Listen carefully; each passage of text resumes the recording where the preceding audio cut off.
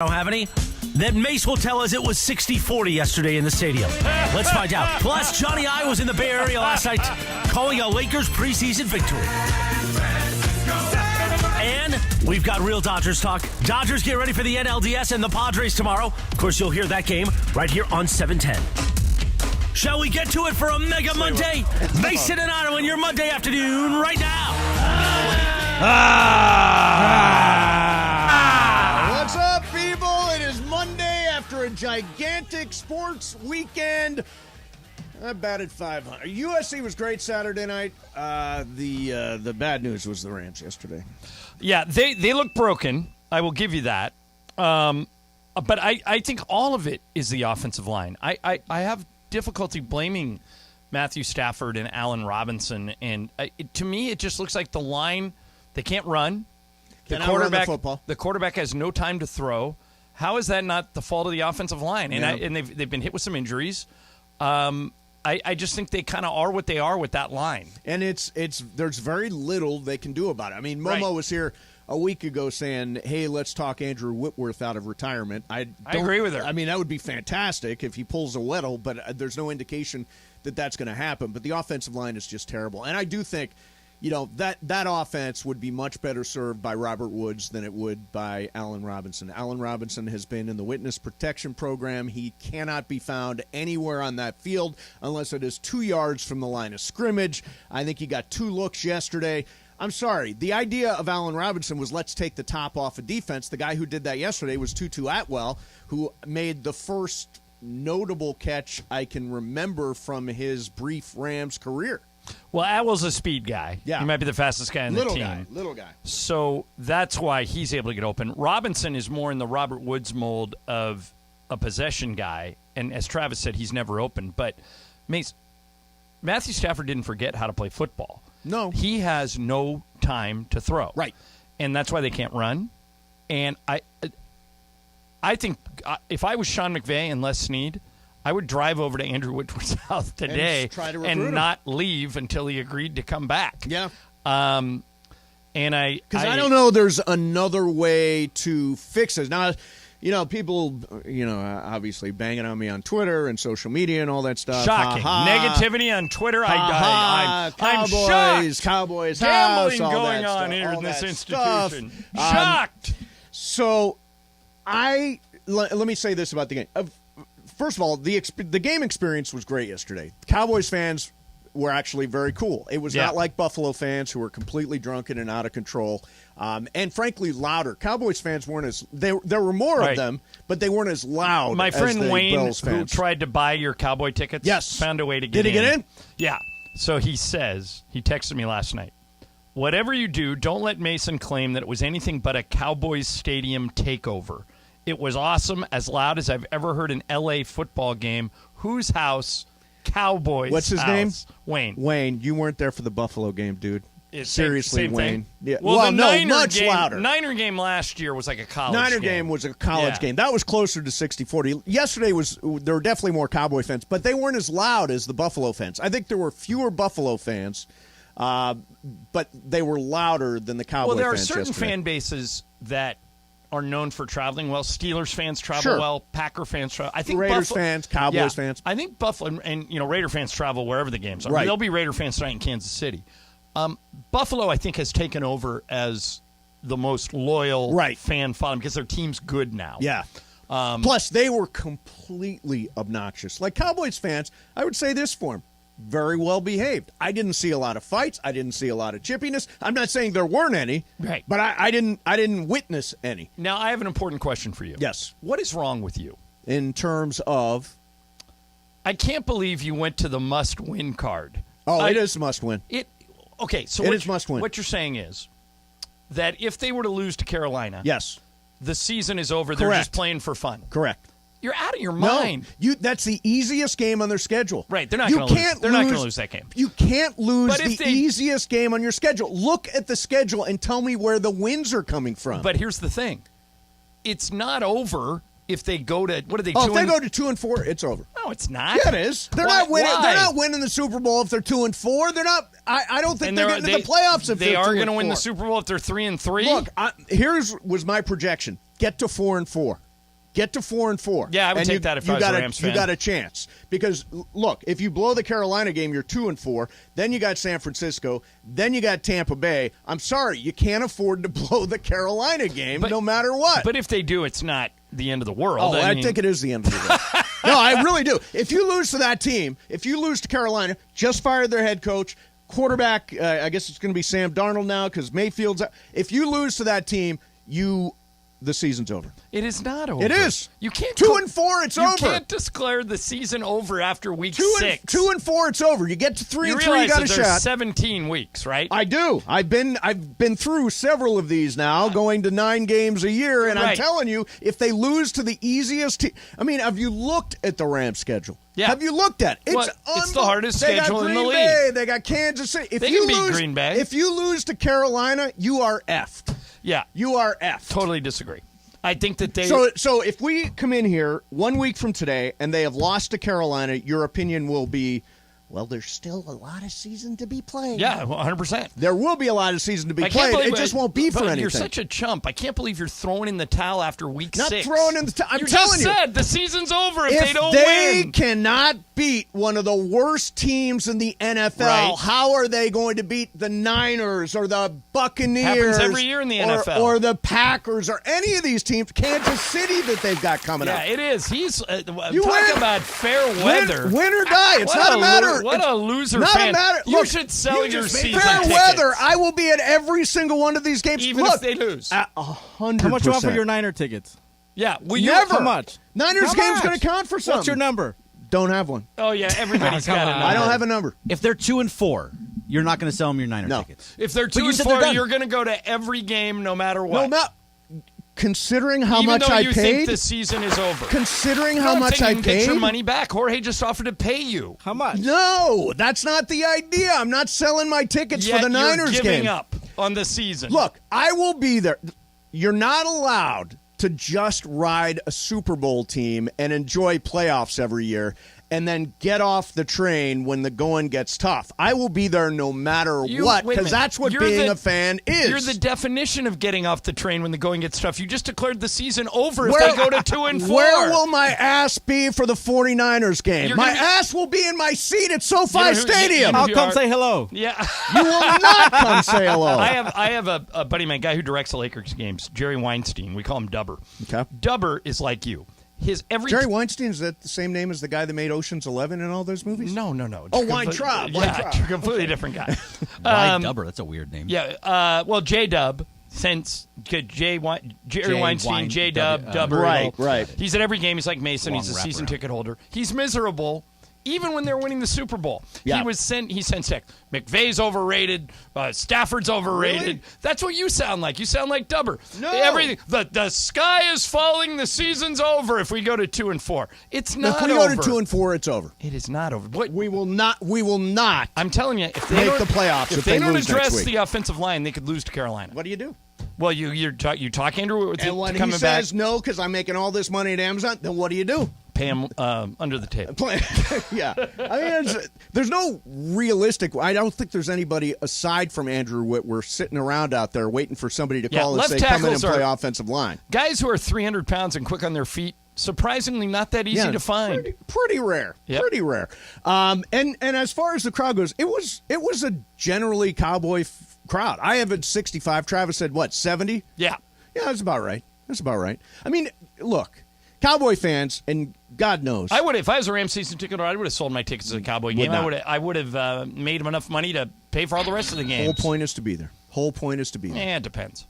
No. It The whole point is to be even if they are playing, even if they are 7-11. Is that right? Okay, you don't. And I am there for the last. I will be Right. there for the last game of the year. You don't go to the preseason games. Never. They don't play Okay, anybody Right. You just said the whole point is to be there. for the regular season game.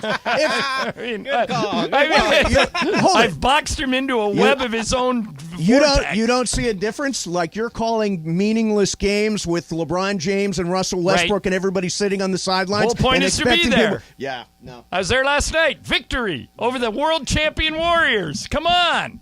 You can't. You can't declare the season dead after week 6. You're a bad fan if you do that. I'm not a bad fan. I'm an actual ragged, emotional fan. This is what being a fan is like. This is what it looks like. Giving up after week 6 is what being a fan is like? It's not like la, la, la, Raiders, la, la, la, Bruins. Like all of a sudden you're going to come in hard on that stuff. No, you ride a team as hard as you possibly can. Right. You cannot give up if they lose this week. And their offensive line is the great equalizer. They could lose to anybody the way they're playing. Well, they lose to Carolina, it's done. It's over. I'll be there every week and just complain from the opening kickoff to the end. Just because the whole point is to be there and complain. Is that not called being an NFL fan? No, it's called being a chump. You're giving up after week 6. Is riding the highs and bitching about the lows. And believe me, if it's high, I'm going to ride high. If it's low, I'm going to bitch. You cannot give up on your team after week 6, no matter what. No matter what cockamamie thing is going on in that bipolar head of yours. If I'm there, have I given up? No, if I'm there, I have not given up. If you're there and you're complaining, why not sell your tickets and get your money back? Because I'm here for the full e-ticket fan experience. Well, you've just given up on your team. No, I'm going to be there. I haven't given up. I'm just saying, if you can't, let's get real. If you can't beat the worst team in the league, how are you going to possibly beat San Francisco? I lost a survivor pool when they lost at home to the Jets. Right, it happens. That's true. It does happen. It happens in the NFL. Yeah. How you feeling about the Dodgers? Let's talk about that. Coming up next, Mason Ireland. Wait. Oh, what? I forgot. Patrick Warburton is coming on next. Right. Putty from Seinfeld. He's got a bunch of stuff going. He's doing. You see him. He's all over the NFL ads doing wine. We'll ask him about it. We'll talk about that. Plus.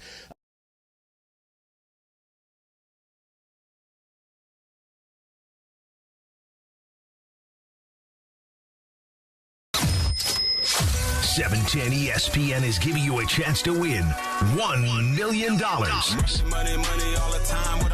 Million Mondays. $1 Million Mondays. Listen every Monday during football season to Travis and Sliwa, Mason and Ireland, and Sedano and Cap. All you have to do is make a super prediction. And you can win $1 million. And you can score tickets to a game at SoFi for just playing on $1 Million Mondays. $1 Million Mondays. 710 ESPN.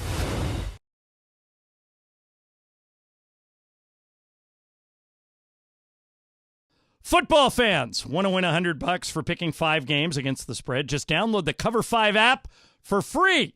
Compete with Mason and me each week for a chance to win $100. Here's what you need to do. Download the Cover 5 app, use code MI22 to join our show league, and then start having fun all season long. Just download the Cover 5 app. Use code MI22 to join the Mason and Ireland Show League. Pick 5 games against the spread to win $100 or play all season long at cover5.com.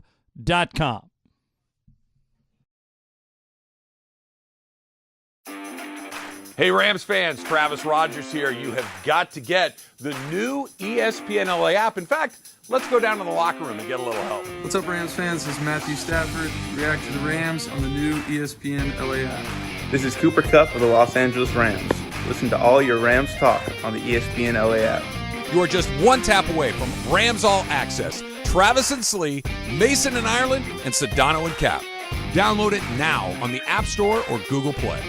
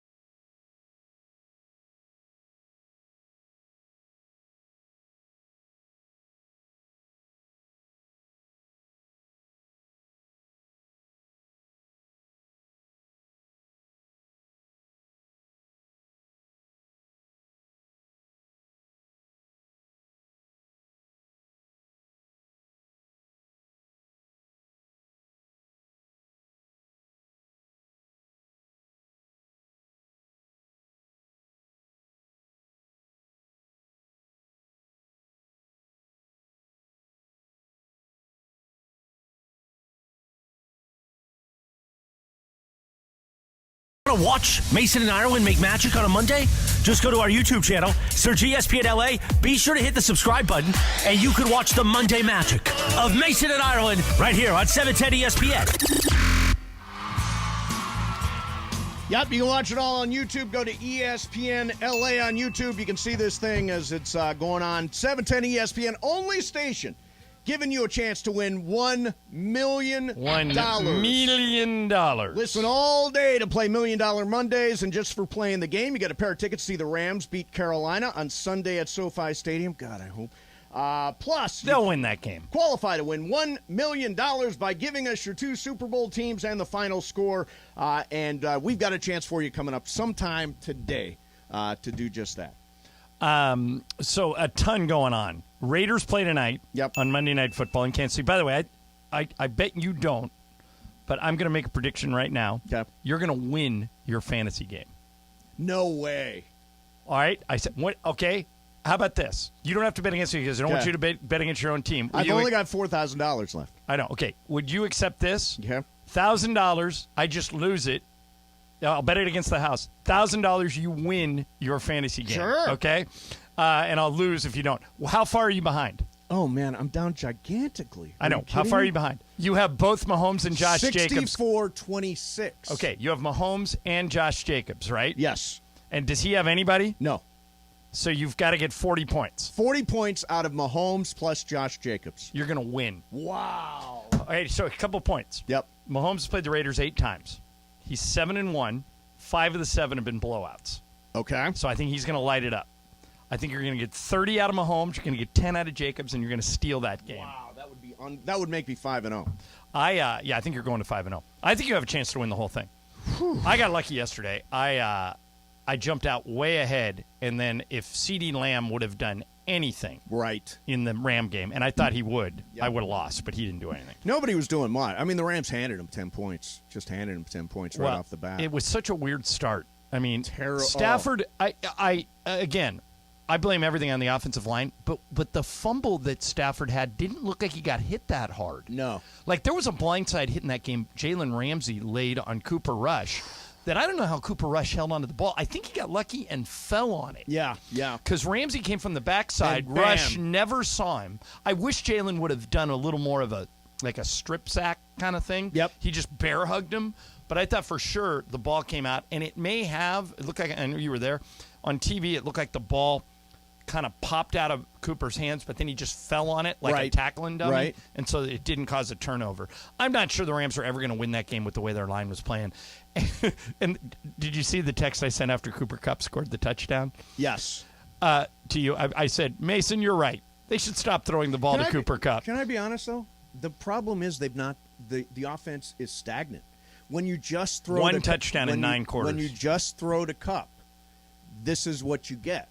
You've got to move the football around. Robinson is a non-factor. Skowronek has been decent. Darrell Henderson made a couple of good catches yesterday. Higbee made a couple of catches. Although, Darrell Henderson didn't gain any rushing yards, and Cam Akers didn't have much either. Darrell hardly ran the ball. I don't think he had a rushing carry. I think Yeah. they threw to him a couple of times. They tried running with Cam Akers. Cam Akers got him 1 first down, but then he just falls down at the line an awful lot. Yeah, I mean, that's just not a good offense. And I got to believe, I mean, if the Rams can pull out of this, I got to believe it's because they got a supercomputer as the head coach. Right. But it's hard to, even he's having trouble moving the ball. Even McVay is having trouble moving the ball. I know. And it just goes to show you how important the offensive line is. I mean, if you have one that gives Matthew Stafford time to throw like they did last year, the guy's got a cannon for an arm and good weapons, and you can be in any game. If you don't block, you don't give your quarterback time to throw, and you can't run it. Yeah. And Dallas has a really good defense. By the way, that division is shaping up to be what we thought the AFC West was going to be. Eagles, Giants, Cowboys are all 4-1. Yeah. And so that there could be 3 teams from that division make the playoffs. Definitely. And Matt Rule got fired today, so that plays into the Ram game on Sunday. Yep. And Mayfield's been ruled out for Sunday, so that means it'll be Darnold coming home. Did you go to the SC game? Yeah. Do you think they look I Washington State fumbled a lot. Not fumbled the ball, but had open receivers that they missed and drops and everything else. Yeah, I thought I was happy with that game. I was happy. I mean, it was closer than I expected at halftime. It was 17-14, but I thought they pulled away comfortably in the second half. And in the end, holding a spread offense team like Washington State to 2 touchdowns is actually a pretty good performance. All right, ladies and gentlemen, time to talk to one of our favorite guys. Patrick Warburton is online. Most people know Patrick as Putty from Seinfeld, but he's done like 900 things since then, and he's got some stuff coming up. Patrick, great to have you, man. How are you? It's great to be here, John and Steve. Thank you for having me. Oh, absolutely, man. Pleasure being. Hey, what's the? I keep seeing you on NFL Sunday. What's the wine thing you're pushing on during NFL games? Barefoot wine, and you know what it is? It's kind of like Rudy in 30 seconds. It's just an inspirational story about wine, drinking some barefoot, and being the best you can be. That's what it is, and it happens in 30 seconds. I'm the coach, and it is transformative. Yeah, I feel different. Well, you know, what transformed me is Michael Thompson, if he was here, Patrick, would chastise you for drinking white wine. Do you not drink Pinot Grigio in those ads? I do. I am a fan of Pinot Grigio, of Chardonnay. Michael Thompson believes. Michael Thompson thinks white wine was put on this earth only to serve women, and that's it. Well, you and I are proving him wrong, Patrick. I was thinking about something. Mace, who's your rival high school? Perrysburg High School. So could you be friends with anybody ever from Perrysburg High School? No, Patrick. Patrick, I looked it up today. I didn't know this. I've been a fan of yours forever until I did some research today and found out you briefly attended Newport Harbor High School. Is that true? That is true. Junior and senior year, and I graduated. So were you? Where were you? Were you at Corona Del Mar? Yes, sir. Were you? I was at Corona Del Mar. Now, I often explain to people, Patrick, you know, you think high school rivalries, toughness. Mace, when Patrick and I were in school, right. the 3 schools around where we lived, these were the nicknames. Patrick's school was the Sailors. My school was the Sea Kings. And Laguna Beach was the Artists. If that doesn't strike fear into your opponent when the Artists and the Sailors come rolling to town, I mean, what does, Patrick? And no, in the most spoiled kids in the world, don't know about you there. Yeah. But, I mean, listen, I lived in the poor section of town. I was in Huntington Beach. My parents wouldn't let me go to the local high school. I went to Servite for 2 years. That's a good school. Good football school. That was a long way away. Yeah. But they you know, I had to move. And so, because I was neither an academic or a football player. I weighed 95 pounds freshman year in high school. So I couldn't. You did, really? You're a big guy now. I go, why am I getting bussed an hour to and from school where I just don't fit in? And now my parents let me go to the local high school, Edison.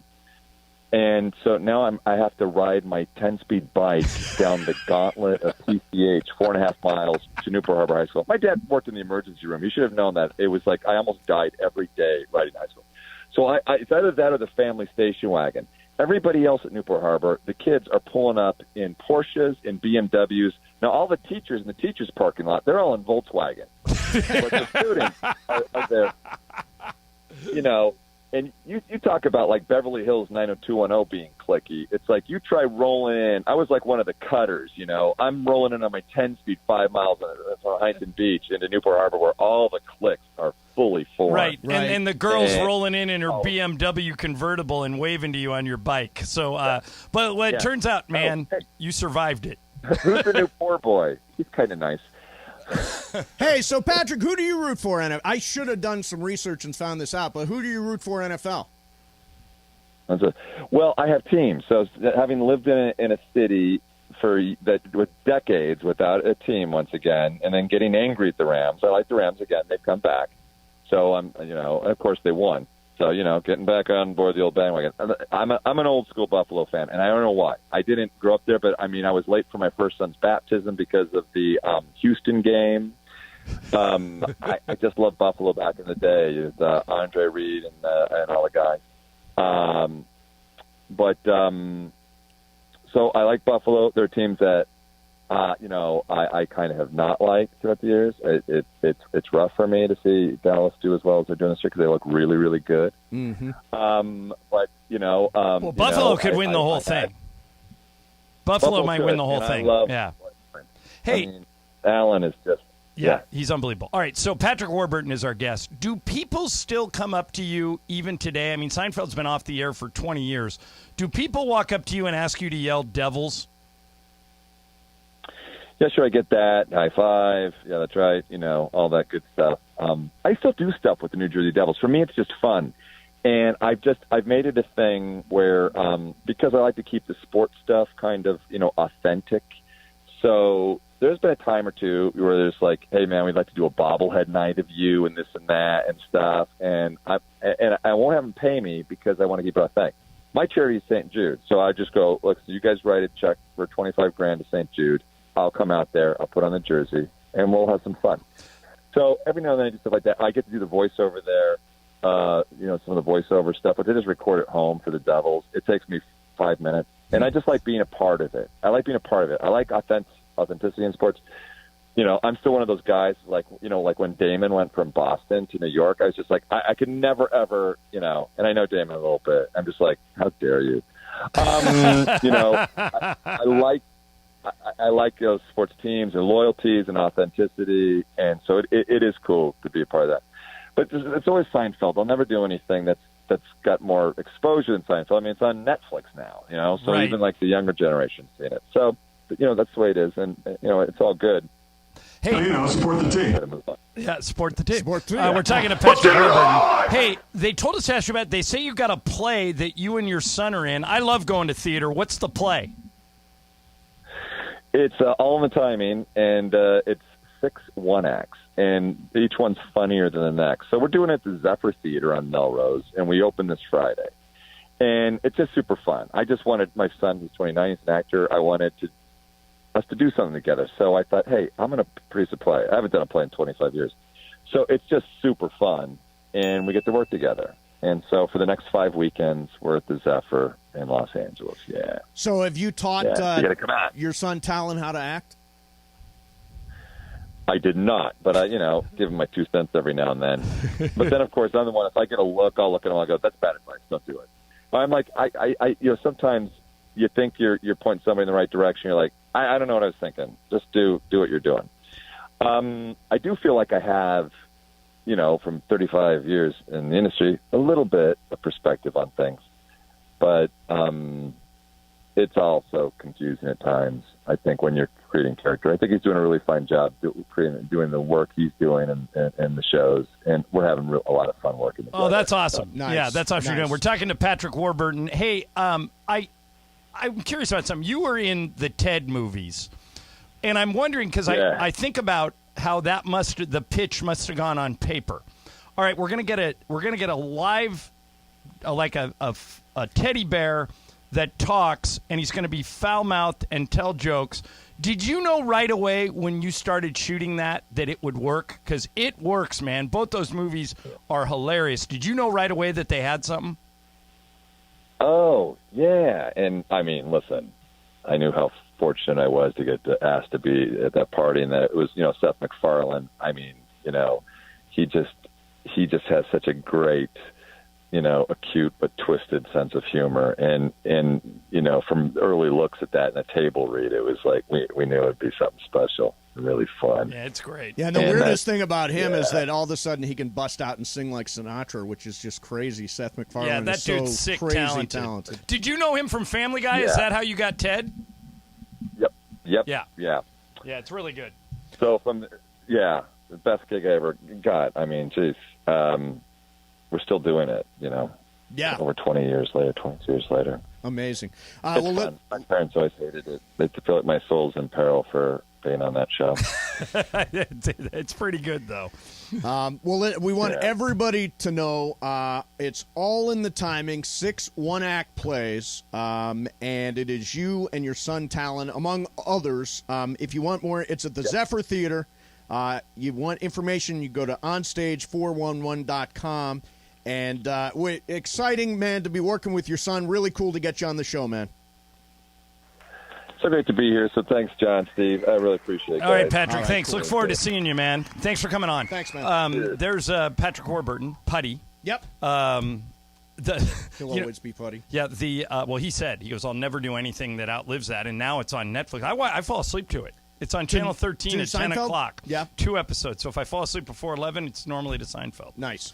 All right, coming up next, there's so much going on. We talked some Rams. We'll do some Dodgers coming up next. Dodgers versus Padres tomorrow night, Game 1, NLDS. Hey, you can stream live sports and original content with ESPN Plus today. You get access to the award-winning 30 for 30 library, unrivaled UFC access, including exclusive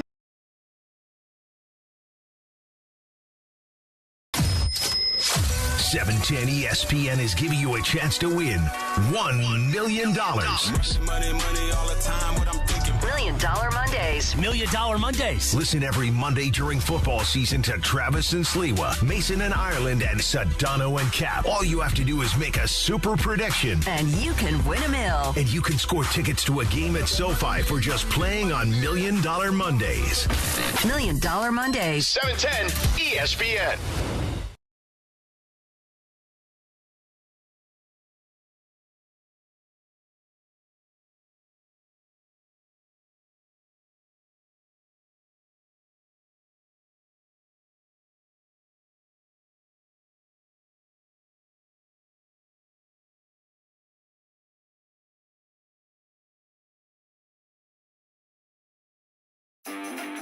Hey, Rams fans, Travis Rogers here. You have got to get the new ESPNLA app. In fact, let's go down to the locker room and get a little help. What's up, Rams fans? This is Matthew Stafford.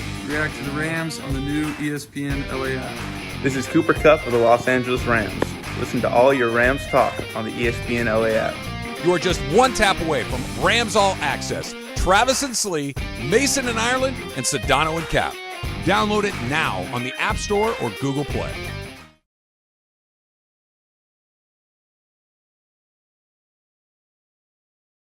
Football fans, want to win $100 for picking 5 games against the spread? Just download the Cover 5 app for free.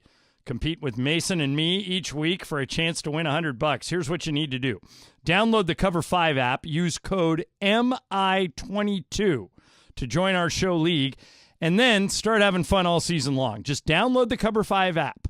Use code MI22 to join the Mason and Ireland Show League. Pick 5 games against the spread to win $100 or play all season long at cover5.com.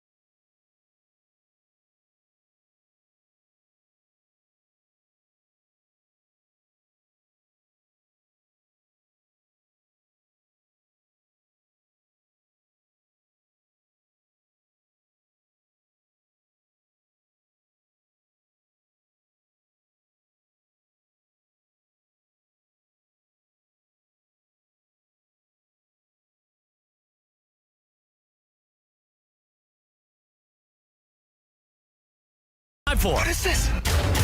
It's time for Wheel of Questions. Wheel of Questions is presented by our friends at Puente Hills Toyota. Got a car that's just sitting around not being used? Bring it to Puente Hills Toyota today for an instant cash offer. Puente Hills Toyota, the house of yes. Producer Jorge, are you ready with that wheel? Hit it. All right. Oh, big laugh.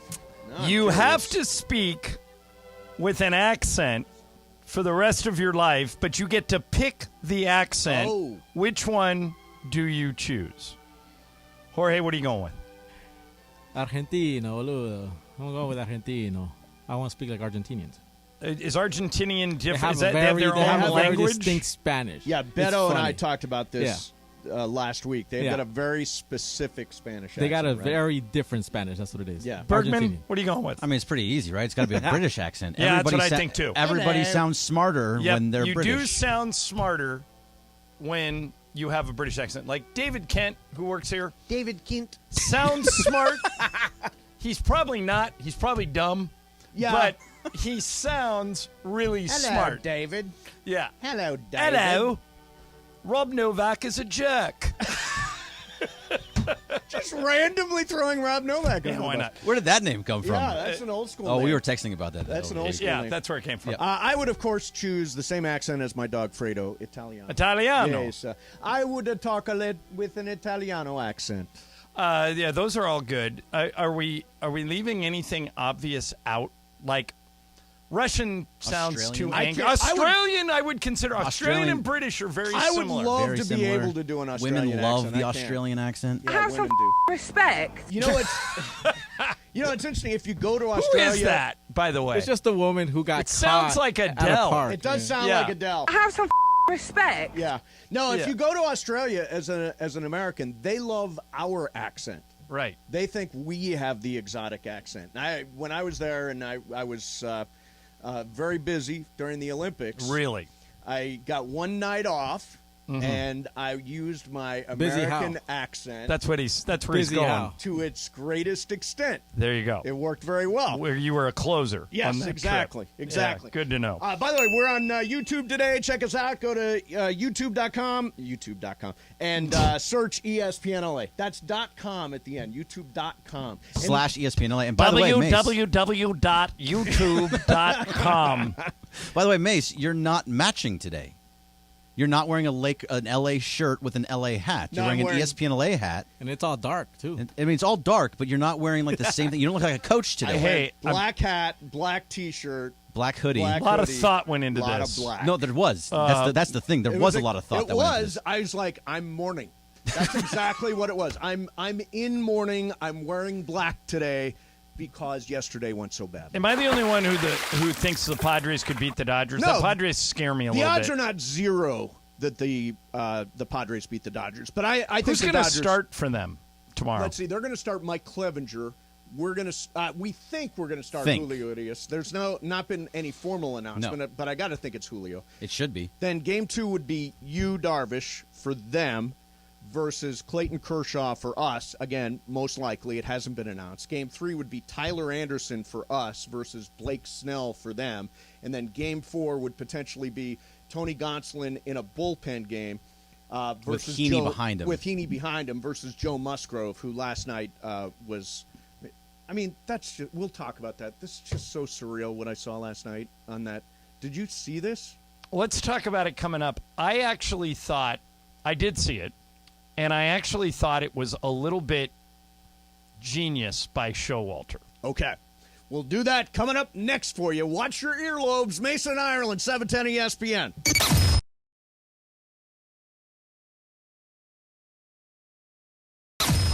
$710 ESPN is giving you a chance to win $1 million. $1 Million Mondays. $1 Million Mondays. Listen every Monday during football season to Travis and Sliwa, Mason and Ireland, and Sedano and Cap. All you have to do is make a super prediction. And you can win a mill. And you can score tickets to a game at SoFi for just playing on $1 Million Mondays. $1 Million Mondays. 710 ESPN.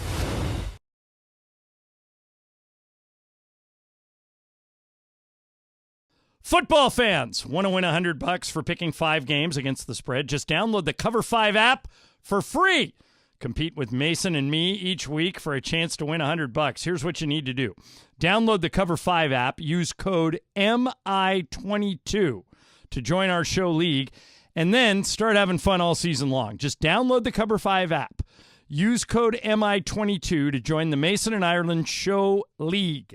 Pick 5 games against the spread to win $100 or play all season long at cover5.com.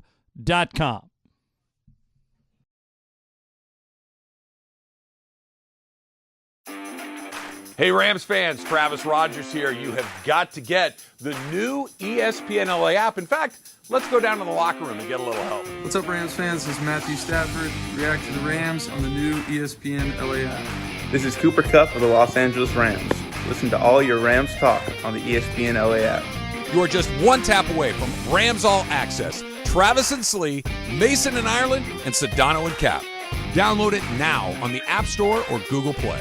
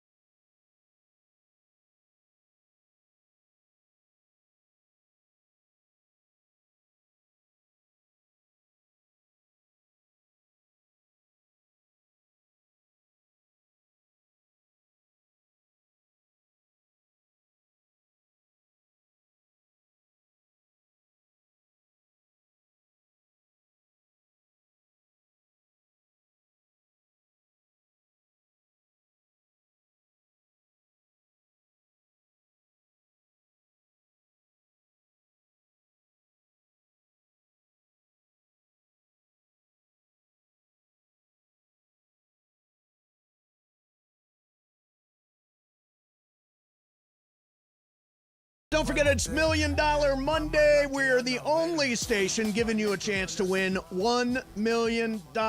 Listen all day to play $1 Million Monday just for qualifying. You got a pair of tickets to see Rams Carolina on Sunday. Must win for the Rams. And then your chance to win $1 million if you can give us your Super Bowl prediction. Tell us the two teams and the final score, and you will win $1 million. Don't forget the show is also on YouTube today. Search ESPNLA. All right, so last night I'm watching the Padres-Mets, and the game sort of, at this point, the Padres, I don't know, they're up 5-0, 4-0, I think, at the time. And Buck Showalter makes some sort of a comment to the umpire, and the umpires all of a sudden go out and they start searching Joe Musgrove, who was throwing a one-hitter at the time. Now, my initial reaction was, what the hell is going on? I've never – I mean, you got to go back to like the 70s and Gaylord Perry to find somebody that's actually getting undressed on the mound. They're actually feeling this guy's earlobes. It was like – they did everything but take a DNA swab. It was like a Law and Order search. I thought, Bergman, I'm curious if you agree with me. I thought that desperate times call for desperate measures. Musgrove was carving them up. He had allowed one hit. It was a single to Pete Alonso. I think they had 3 innings left in their season. My attitude about what Buck Showalter did is, why the hell not do anything to get in that guy's head? They couldn't hit him. So why not do something completely ridiculous and try and throw him off? I liked it. That was the exact reason that I think he did it. You're 100% right, John. And also, his ears were shiny. So it was just oh my God. Think about that statement. Of all the things you thought you would hear today, hey, shiny ears. His ears were shiny, so it was and you're right. So it was easy for him to be like, hey, I'm seeing some shine on his ears. Let's go check him out. But really, it was just to mess with him. He never went to his ear. Is this the new thing? I mean, are we going to – like during the regular season, I didn't see if you have shiny ears. Did anybody see this during the regular – I think this is a playoff thing. No, well, they checked the pitchers coming off the mound all year. But never swipe their earlobes to see if they're – It is pretty genius. There. So if I put – like whatever Vaseline supposedly or something it's icy hot is on what the they're saying inside of my ear, right? Like, and then I mean, did they stick that cotton swab inside his ear? No, they just kind of rubbed around it. They kind of rubbed around but it. apparently it's red hot, and what it does is just burns. So it burns your ear, so it keeps you at a high level the entire time. And it gets your adrenaline running. Oh, is that what it is? Yeah, it gets your adrenaline way up. It's not a substance that he's using. No. It's just somebody else used to use. I think Jake Peavy, who's also a Padre. Well, I got news for you. I don't think there's anything illegal about putting red hot on your ears. As long as it doesn't have any system. What is happening? Jorge. But no. So as long as you don't use it and put it like if it's sunscreen or something, and then you mix it with the rosin to try and make sticky stuff, increase your spin rate. Your spin rate, then it's fine. But he never went to his ears to go rub it. It was just so what they're all trying to do. I'm holding a baseball. What they're all trying to do is we're on YouTube. You can see him holding a baseball. See, baseball. What we're all trying to do, all those pitchers are trying to do, and this is why they use that spider tack. Right. Is they're trying to hang on to the ball as long as possible to increase their spin rate. Just snap it off. Right. And so if the icy hot helps him do that, then he is cheating. But I don't think icy hot does that, and I don't think he was cheating, and the umpires didn't find anything. But I don't blame Showalter. What else could he do? His team was about to go down in flames. It was about over. It doesn't make any sense. Oh, well, what do you got, Jorge? Explain what this is. It's John Boy. You guys all right, so John Boy's great. John Boy does deep dives anytime something weird happens in a baseball game. So Jorge pulled this from John Boy. This deals directly with Joe Musgrove and them checking his shiny ears. Now, there's 2 reasons why I don't think he was cheating. One, that ump touched his ear all over. Came out of it, said, this ain't sticky. 2, I watched every second he was on screen the whole game up until that 6th inning, and he never once touched his ear. And a foul ball, he gets the new ball, that's when you would touch it. When you get after a foul ball, you get the new ball, you got muddied up, no ear. That would be when he would touch it. And yeah, he's just never touching his ear. Now, maybe his ear was really cold and you put some Vaseline on it. That's not going to help you. That would help if you're throwing a spitball. His ear is shiny. ESPN wanted you to think about it. His ear is really shiny. Really shiny. Those are the shiniest Very ears shiny. around. Now, what you're saying, Bergman, is that guys use capsicum or red hot is what red they call hot on their ears to keep them right. It's like using smelling salts, right? Like it keeps you alert. Keep them up and alert. Now, that is not against the rules. Not at all. You're totally allowed fine. to do that. You're not allowed to go to your ear, get some of that substance, use it on the baseball. And again, the umpires didn't feel as though there was anything on his ears at all. Did he you ever just read had shiny red ears? Did you ever read the book Me and the Spitter by Gaylord Perry? No, I never about did. all the different ways he came up with to put spit on the ball so he could throw a spitball. And back then, I mean, now it's advanced with the spider tack and everything else. Yeah. But if you can get a lot of saliva on the ball, you can hang on to it longer and spin it more. And Gaylord Perry said that he literally put, if you took off his hat, on the inside rim of his hat, it was completely lined with Vaseline. Wow. And so if he went to his hat at all, even like this or like this, under the rim. He used to put it on the bill of his cap, but that became too obvious. Yep. You know, because they could see him going to it. But he said if you put it on the inside of your hat, you have a hat on. If you just run your hand, or even through the back of your head, now keep in mind it's on the there, back. Yeah. and then you get a thing. He said one time a fight broke out in the stands. Right. And it was a distraction, and he looked around, and all 4 umpires were looking at the stand. Like, this fight was bad, and they had to stop the game. And he just took the ball and spit on it. Just that easy. Because he knew now, he'd be caught by TV. Sure. But because there's TV cameras everywhere. But then, no. This has been a game behind the game for years. So I don't think Musgrove cheated because, like, I don't the either. John Boy guy said he never went to his ear. They swabbed his but ears. It was There's no super way. weird. I've never seen an ear like that. Have you? I've never seen shiny. I've never seen shiny red ears. From Moana. Yeah. Is it really from Moana? I've never seen shiny red ears before. But apparently not cheating. And we will see him potentially in Game 4 of the NLDS, which would be in San Diego. And I hope Dave Roberts has him check everything from his belt to... Another thing Gaylord Perry said he did was his belt buckle. Right. He would make super sharp. Yeah. And when people weren't looking, he'd be doctoring up the ball, and he would... I'm going to stand up. Create a cut. Well, so he would go like this. He'd be doctoring up the ball. He'd turn his back to the hitter, and then he would just wipe it across his thing, and it would cut a big groove in the ball. Little... And wiffle ball cuts? Sure. So he did it that way. So these games beyond the games and have been going on for went years. to the Hall of Fame. Yeah. Went to the Hall of Fame and was an entertaining baseball character. That's not the case last night. I just wonder if we're going to see this again. I've never seen ears grabbed. Very odd. It's very and weird. Everybody plays tomorrow, right? 4 games tomorrow? Yeah. I think so. Yeah. Yeah, and now these best of 5s, now each team gets home games.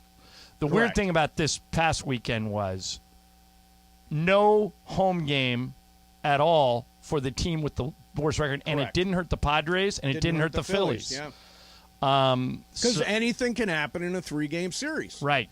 5 games, and only one of them went 3. The more games, the better chance the good team is going to win. Right. And by the way, wait a minute. 3 of the 4 road teams won. Seattle won in Toronto. Yeah, Seattle won too. So home field. I was all complaining about how can you make the playoffs and not get a playoff home game? That's ridiculous. Didn't mean a thing. Nothing. Yeah. The only home team that won was Cleveland, and they had a weird 15-inning game. Right.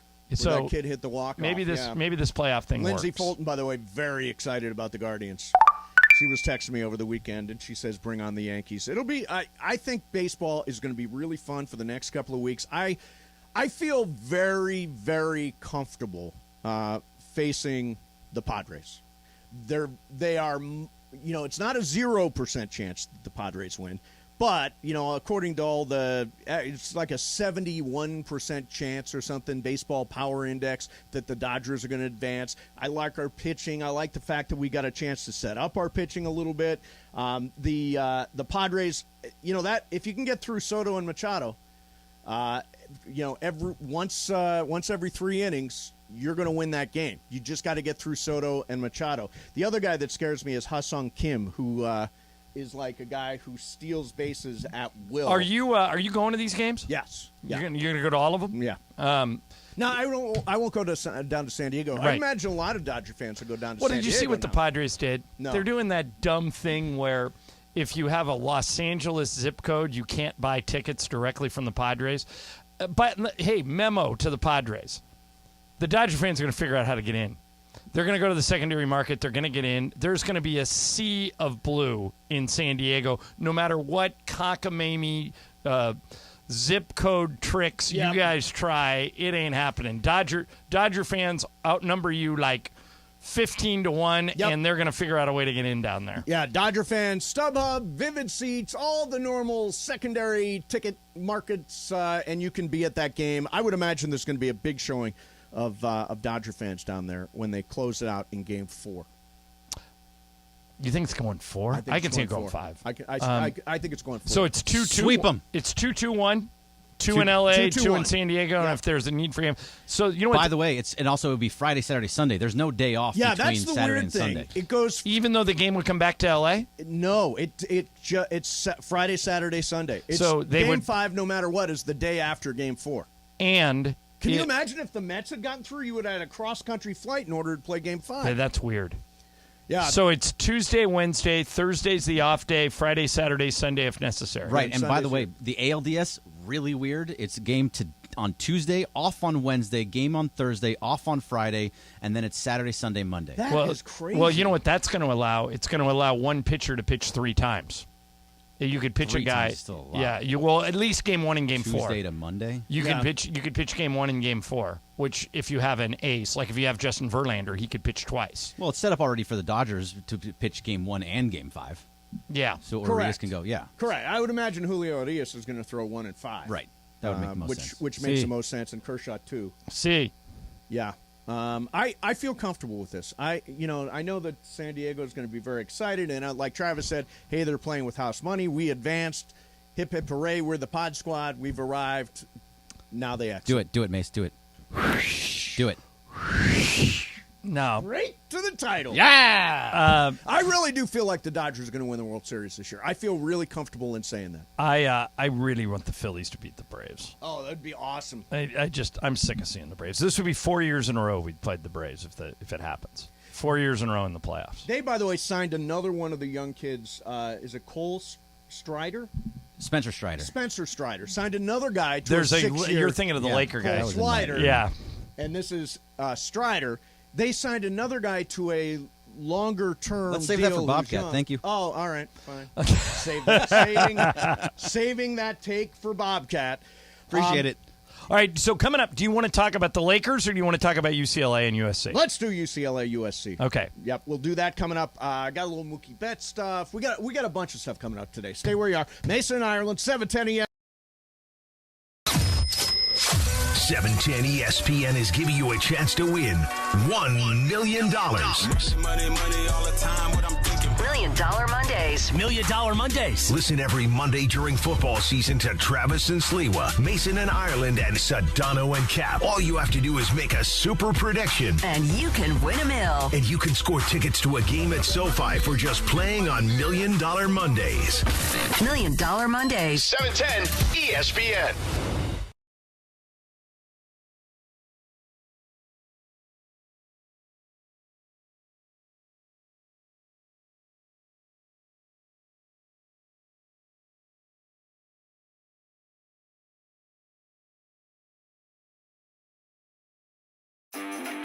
Hey, Rams fans, Travis Rogers here. You have got to get the new ESPNLA app. In fact, let's go down to the locker room and get a little help. What's up, Rams fans? This is Matthew Stafford. React to the Rams on the new ESPNLA app.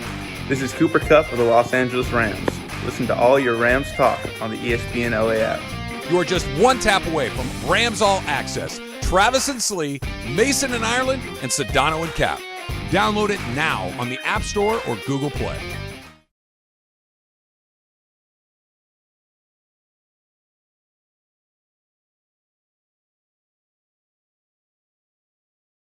Football fans want to win $100 for picking 5 games against the spread? Just download the Cover 5 app for free. Compete with Mason and me each week for a chance to win $100. Here's what you need to do. Download the Cover 5 app. Use code MI22 to join our show league, and then start having fun all season long. Just download the Cover 5 app. Use code MI22 to join the Mason and Ireland Show League. Pick 5 games against the spread to win $100, or play all season long at cover5.com.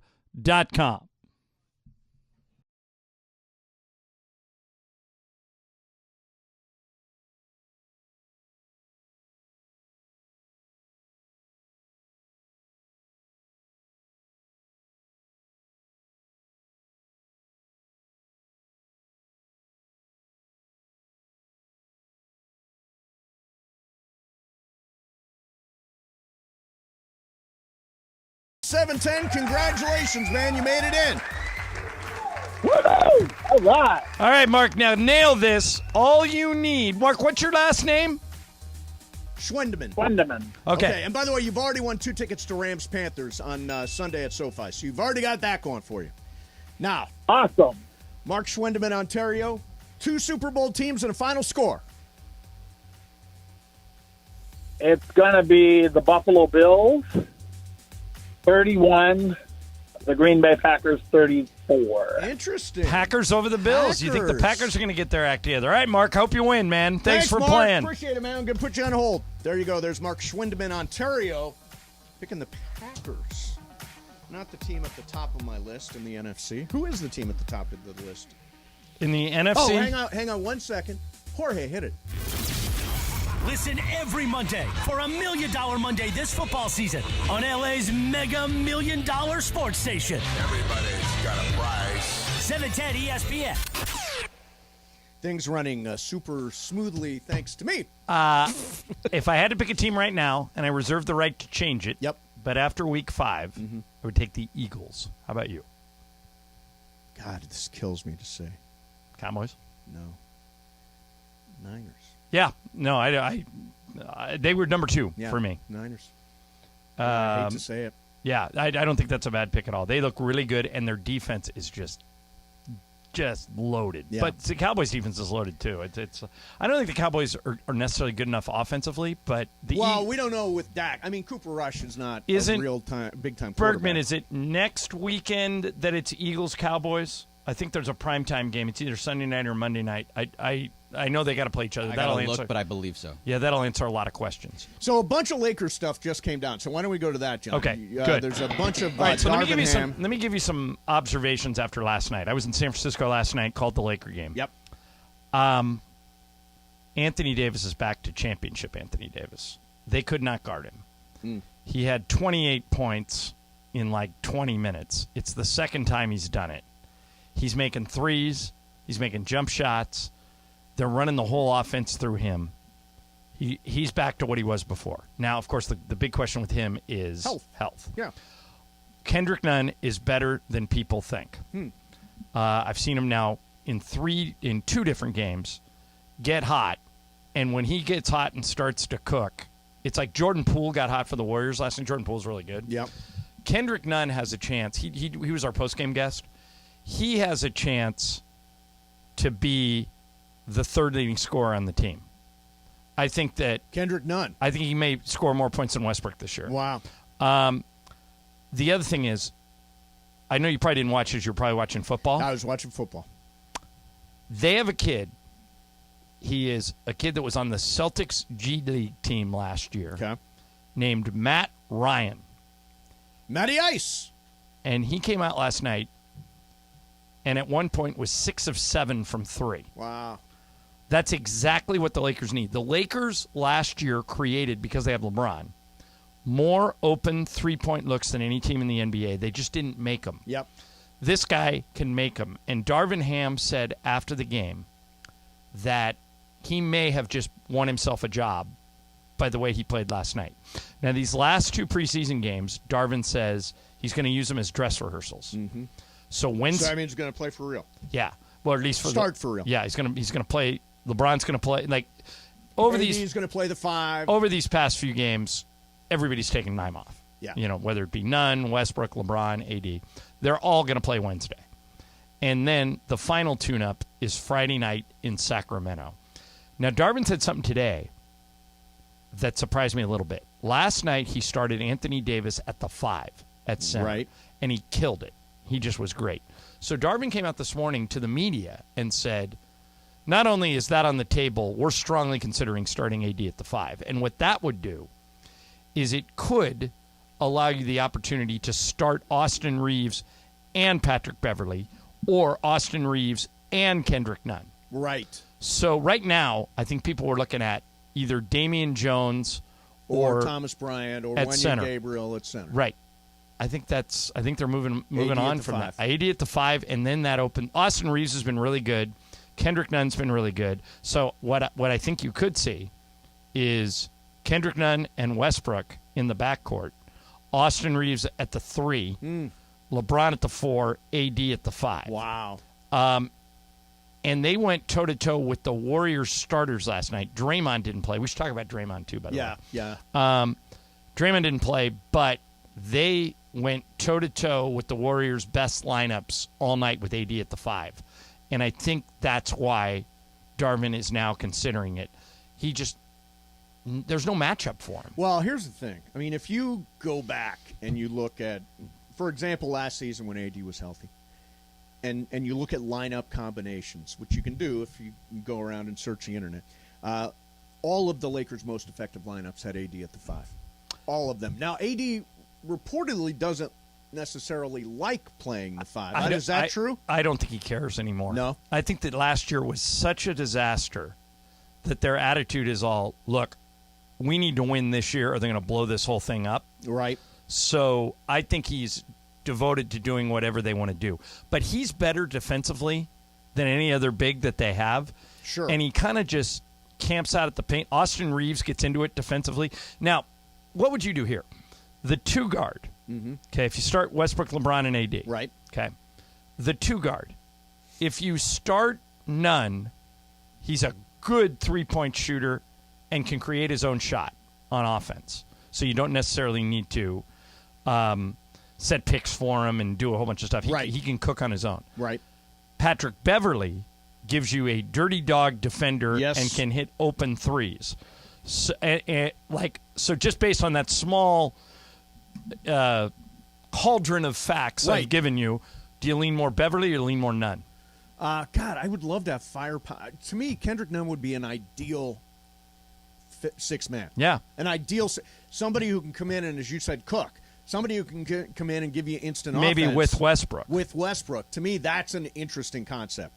I think, that, again, the focus has got to be, and this is sort of what you preach, and Darvin preaches, the focus has got to be on defense. The focus has got to be on defense. Now, generally speaking, the success with LeBron has always come with 4 out, 1 in. Right. That's the traditional model. But I think that this is a year when Anthony Davis has got an outside shot to win Most Valuable Player. If he's healthy and he's able to defend all, what's he look like against Jokic and Giannis and Joel Embiid and all those guys defensively, and can he stay healthy? He's an outside shot to win MVP. And this might sound ridiculous, but I'd almost rather have him win Defensive Player of the Year.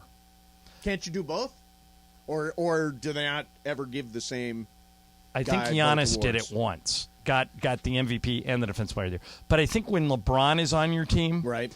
LeBron is going to be so dominant with the ball. I think AD and LeBron both could have monster years. But if Anthony Davis is the best defensive player in the league and he shuts off that rim, they've got a chance. Now, most people are picking him to finish 8th, 9th. I think their over-under in Vegas is 45. Well, you've seen it. I mean, I've watched the first half of 2 games. So, well, watch Wednesday. Yeah. You're going to have to flip back and forth between the Dodger. Oh, you're going to be at the Dodger game. I'll be at the Dodger game. Yeah. But Wednesday and Friday, you're going to get some good. And then a week from tomorrow, it's on, and we're going to know after 2 games what we've got because they open at Golden State for ring night, and their home opener is against the Clippers, who are loaded. Right. And so we'll know after 2 games. When's the home? The home opener is on Thursday. Thursday, okay. So next Tuesday, season opener. Next Thursday, home opener. I was walking out of the arena last night with Billy Mack and Stu, and they were telling me not doing either game. Oh, really? Yeah, they're both nationally televised. Oh, interesting. Those 2 games. So, I mean, the spotlight's on the Lakers. And let's see. Let's see. I feel pretty good about them, actually. But they got to stay healthy. Yeah. Anthony Davis just shredded the Warriors last night. They couldn't check him. So that'll be interesting. And with the Warriors, a lot depends on how this ends with Draymond.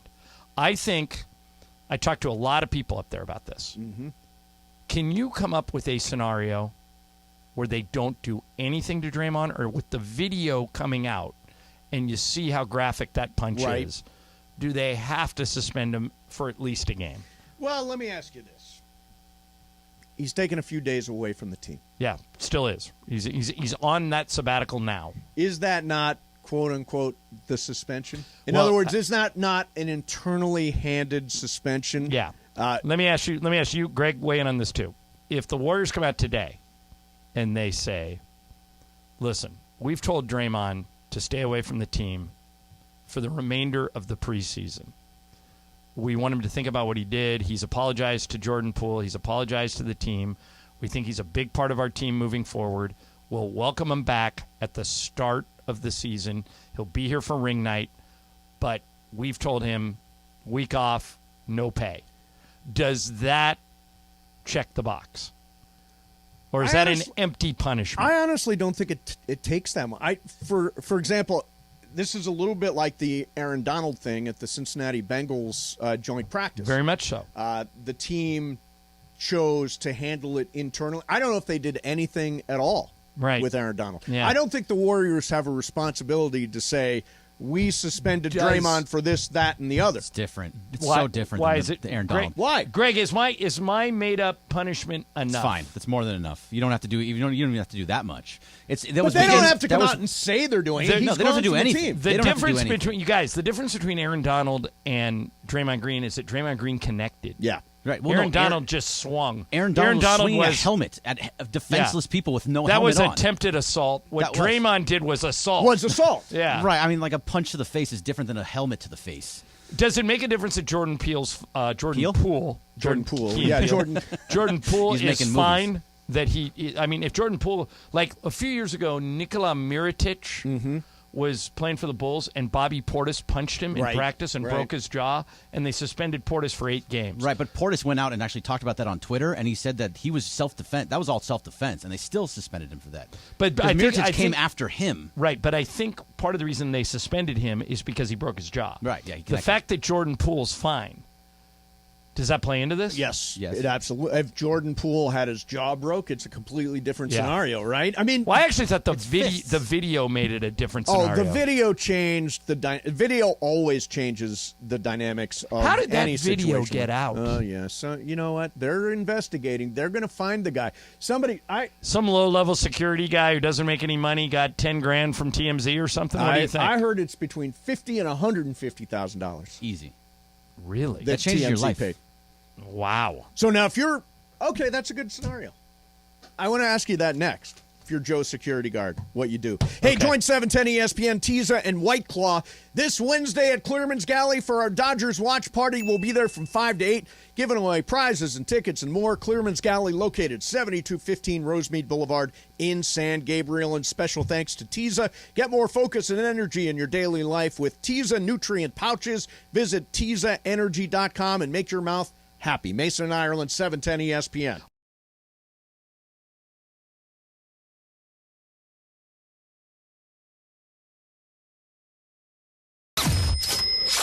$710 ESPN is giving you a chance to win $1 million. $1 Million Mondays. $1 Million Mondays. Listen every Monday during football season to Travis and Sliwa, Mason and Ireland, and Sedano and Cap. All you have to do is make a super prediction. And you can win $1 million. And you can score tickets to a game at SoFi for just playing on $1 Million Mondays. $1 Million Mondays. 710 ESPN.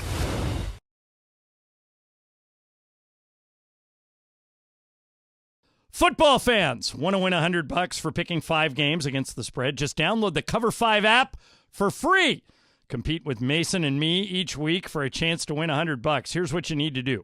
Download the Cover 5 app. Use code MI22 to join our show league, and then start having fun all season long. Just download the Cover 5 app. Use code MI22 to join the Mason and Ireland Show League.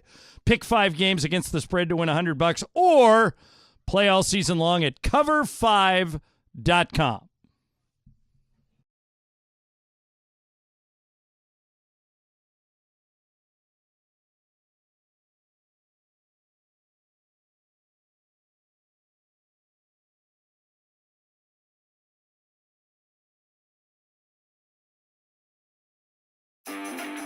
Hey, Rams fans, Travis Rogers here. You have got to get the new ESPNLA app. In fact, let's go down to the locker room and get a little help. What's up, Rams fans? This is Matthew Stafford. React to the Rams on the new ESPNLA app. This is Cooper Kupp of the Los Angeles Rams.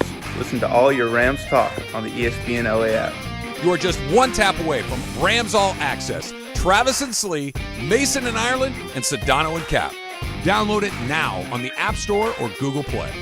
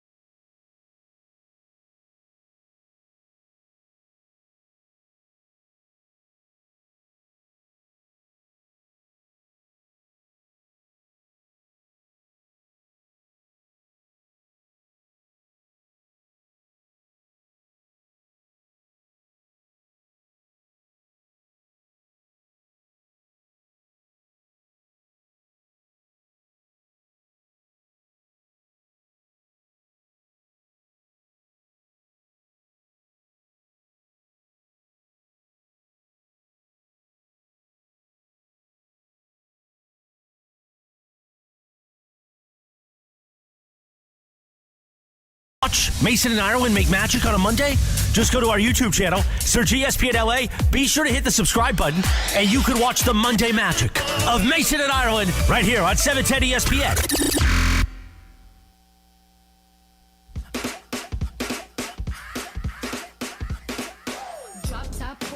All right, it is Monday day after the Rams lose a disappointing game at SoFi Stadium. Hashtag blessed.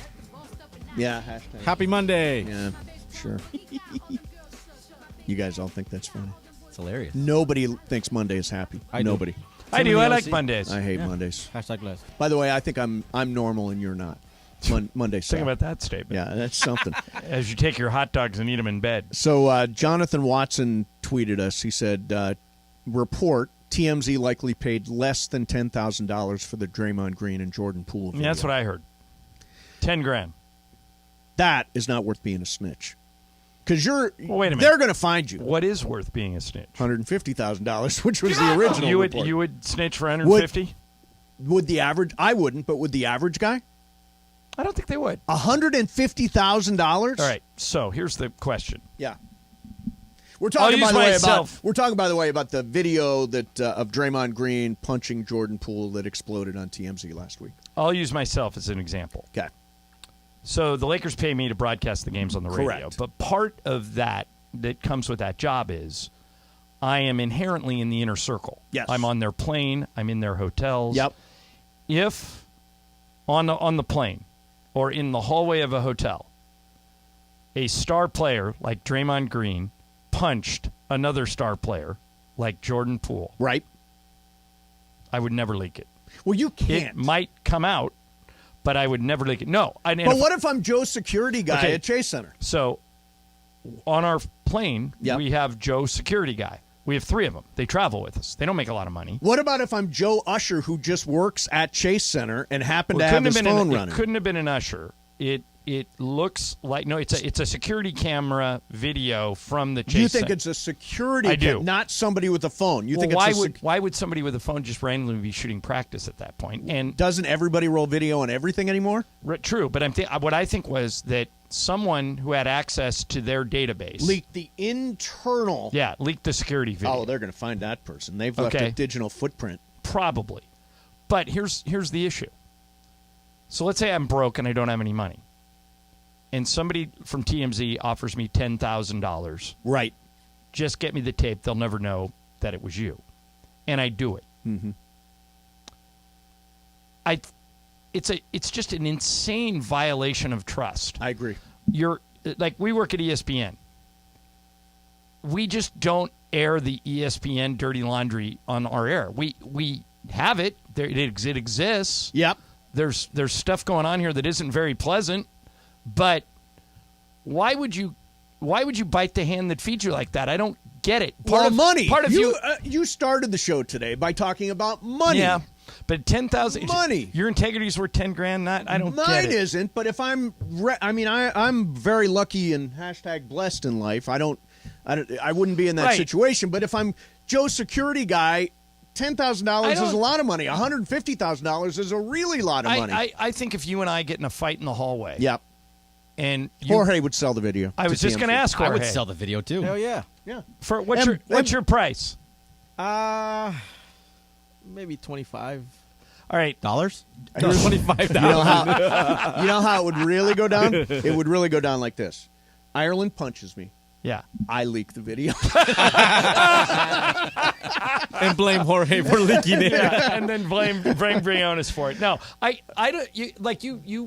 I don't know what we were talking about, but you said something last week that was, I'm paraphrasing, but it was something of, you gotta be able to get up in the morning and look at yourself in the mirror. Amen.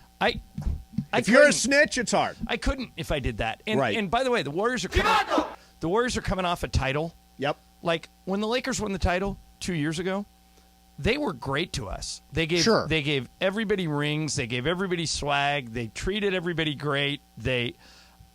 It's just such a, whoever did that, I know you may be hurting financially, but it's such a violation of trust. But don't you think there's a huge difference between $10,000 and $150,000? Sure. Except the premise. It's $150,000. No, matter of fact, except the premise. I think this is a fascinating conversation. Right. Chris Berry, our old GM, used to tell a story here, and he said, and this is kind of morbid, but it was true. He said, if you're talking with somebody, and I say to you, would you sleep with a stranger for $1,000? This was a question you got to Chris ask? Berry asked me this. He said, would you sleep with a stranger for $1,000? Do I get to know who? I get to look at the stranger first? Stranger. It's and I said, no, of course not. He goes, would you do it for $10,000? I go, no. He goes, would you do it for $1 million? I go, maybe. He goes, well, we've now determined your ethics. We're just negotiating a price. Right. And I think that once you're willing to compromise your ethics, like whoever leaked that video is, and I'm not saying what Draymond did was right. No. But and maybe he deserves what he's about to get, whatever that is. But it would just never come from me. I think leaking the video is just an enormous breach of trust from someone who works for the Warriors or someone who they own Chase Center. The Warriors own Chase Center. Whoever leaked that, it's going to be found. Every time you touch a computer key, you are leaving a digital footprint. Right. And I hope that person's name comes out. Oh yeah. Because if it does, that person becomes unhirable. He's going to have to do, or she is going to have to do something. They better start their own company after this because no one will ever trust you. Never. Your team just won the title. He's a key reason why, and you just torpedoed your own team? Yeah. I don't get that. Maybe like you say, I'm being naive because it's a lot of money, but if it really is like Jonathan Watson says, $10,000. Not worth compromising your Come on, man. integrity. To that point. And by the way, you have to be able to trust the people that are under your umbrella. Right. There's a lot of stories I can't tell and I'll never tell because I'm working for the team. And if there was a fight like that and I knew about it, you would not report it. You or wouldn't hear it from me because I work for them. Right. Now, I if understand it from you because of where you work and what you do. But Greg, the guy who leaked this works for Chase Center. He works for Chase Center, but that doesn't mean that he doesn't need money. $10,000 is a $10,000 lot is a of lot of money to the average guy. $10,000 to me is a lot of money. Like that's. And by the way, life-changing. I'm a security guy. I can go get a job Right, but somewhere. Greg, if Yeah. you people are going to hire you still. Yeah. It's not If gonna be you like, sell- you took a video in Chase Center. So if you sold one of us out, like let's say this I mean, mythical I fight, wouldn't. like you did going on the afternoon Exactly. show. I didn't get paid for that, so that doesn't count. Yeah, exactly. That's true. But if you did, and we found out about it, you become unhireable. It affects you for the rest of your life. Right. I bet you I can get a job somewhere else. Why would they hire you? No, because they won't. Wait a minute. If you do something to us, do you think you're still going to get a job? If you sold maybe us in, out, like in Memphis. Can you or imagine? something. We already give you some crap. Can you imagine what it would be if you actually sold us out? We would make sure you'd never I mean, work if I'm again making anywhere. that much money, I might think about it. $10,000? $10,000. Okay, so $10,000 for this job, probably not. But if it was a security guard, that How wasn't much very would it money, take for you to not that out much. me or Ireland in a fight? By the way, Bergman. Yeah. I'll give you $10,000 if you go to the Peppermint Hippo. You'll never be able to spend less than that. If you're really going to give me $10,000, I'll leave right now and drive to Vegas. Jorge, you coming with me? It's I'm open. down. It's open. The Hippo is open. go. All right. I wanted to get this in before we go to Bobcat. Here is the official Padres ticket sale thing. How they're trying to screw people who live in Los Angeles? Correct. Okay. Padres postseason tickets sale to verified fans, Padres insiders, and the public will be limited to the following counties and areas: San Diego County, Baja California, Imperial County, Laguna Niguel, San Juan Capistrano, blah, blah, blah. Well, Laguna Niguel and San Juan Capistrano are Dodger fans. That's what I think, too. And it says, orders by residents outside geo-limited areas will be canceled without notice and refunds given. Now, all you got to do, and I was just tweeting with, I use Vivid Seats a lot. I just, Vivid Seats, go to StubHub, go to Vivid Seats. There is no geo restriction on you. If you're a Dodger fan, you want to go to the game, you can go to the game for sure. We're breaking that back out. Slam Diego Love. We got to break this out. All right. This is not a paid advertisement. Okay. I got a buddy, Harris Rosner. You know him. You know I know him Victoria's well. wife. He owns a company called VIP Tickets. He literally can get tickets to anything. Anything. Now, some tickets are more expensive than others. But Right. if you're a Dodger fan, you want to go to that game, go to the secondary market and get them. Yeah. You can get them. And that stadium is spectacular. And it'd be really fun to go down there and root for the Dodgers. It is a great park. It's a great park. Yeah. All right, coming up next for you, Bobcat. Bergman's going to throw a bunch of stuff at us. Mason and Ireland, 710 ESPN. Hey, let me tell you about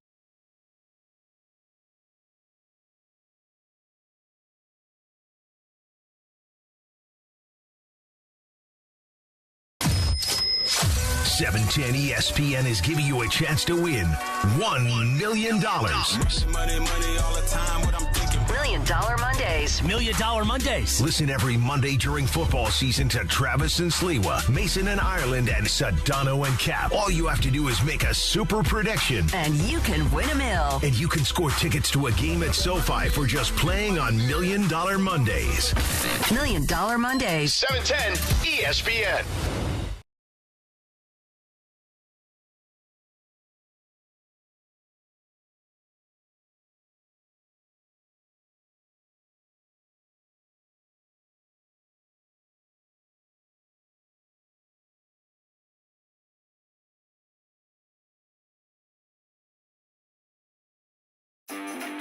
Hey, Rams fans, Travis Rogers here. You have got to get the new ESPNLA app. In fact, let's go down to the locker room and get a little help. What's up, Rams fans? This is Matthew Stafford. React to the Rams on the new ESPNLA app. This is Cooper Kupp of the Los Angeles Rams. Listen to all your Rams talk on the ESPNLA app.